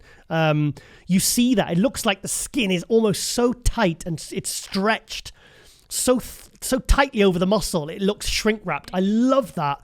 I mean, that is, not everyone's going to get that, and it's going to be bloody hard work, even for the most genetically gifted people, to achieve that. So, Michael Daboul, fair play to you, mate. I mean, I think you will win the Arnold Classic today. From what I've seen, from the couple of pictures I've seen whilst we've been filming today, that is impressive conditioning. And you know me, and I tell you what, if Andrew Jacked gets that condition for the Olympia, yes, he will be first call out. So, and we'll come to Andrew Jacked very, very, very, very soon, because I want to talk about that. Not a hater. I've been called a Rami hater, an Andrew Jacked hater, and I'm neither. I don't hate any of these guys. I think they're all amazing. But I love bodybuilding, and anything I say, I mean, if you've followed any of my work over the last 27 years, you'll know I'm very constructive and I do, could be argued. I kind of do have a bit of experience, been doing this 27 years, and I've worked pretty much for every platform and magazine and outlet in the world, pretty much, really, all the major ones. And, sorry, food. And, right, okay, then, so, yeah, I literally just wanted to show that picture because that completely blew my mind. And also, be interesting to see how this guy does. Alfred Shiriak. I think his name's Vlad. Vlad Alfred Shiriak. I've seen his name on the competitor list as Vlad. But maybe he just calls himself... maybe Alfred's like you with his middle name, Ashley. I don't know. So, yeah, he's looking very, very good. He's doing the Arnold Classic in the open class today. I don't know how he'll do, but he's very much improved. Great detail, great striations, and great condition, great everything.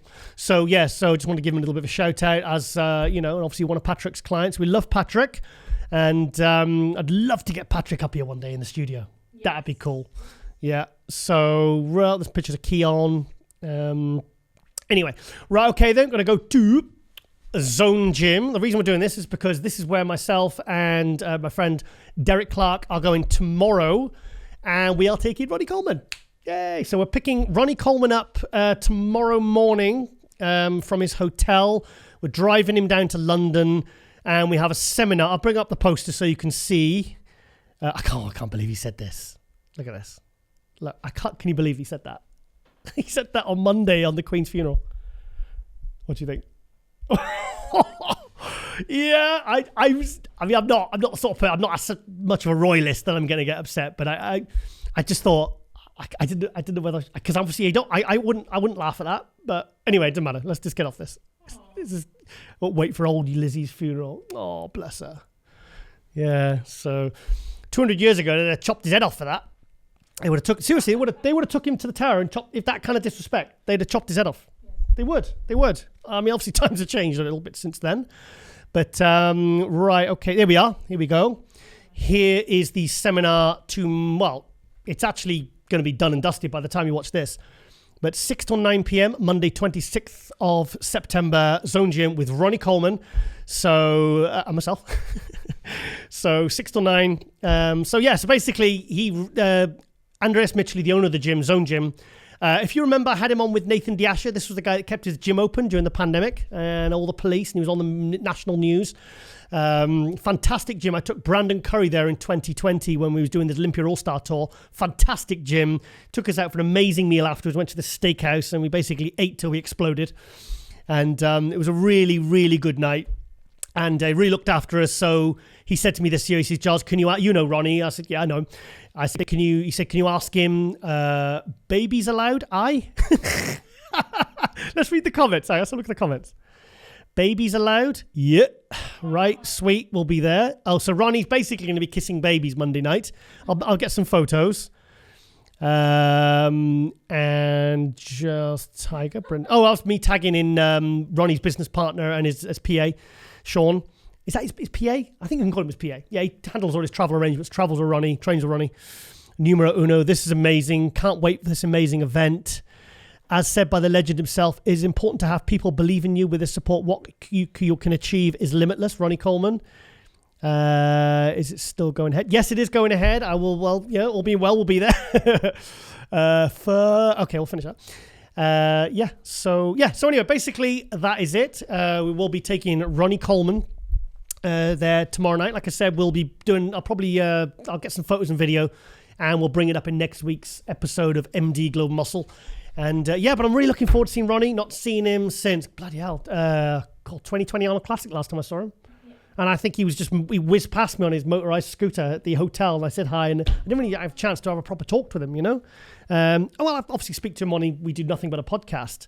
But yeah, so, yeah, buddy. So, yeah, so we're going to really cool, spend some time with him and chill and go take him for Nando's, and, because he loves Nando's. Doesn't like medium, though. He's like lemon and herb. He doesn't like it too spicy.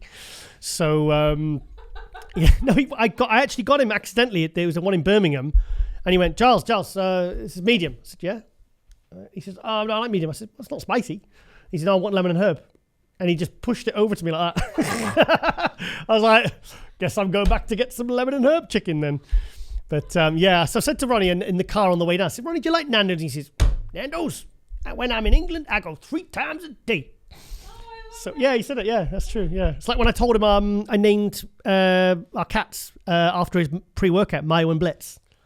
Mayo Blitz. And he looked at me and he went, "That's dedicated."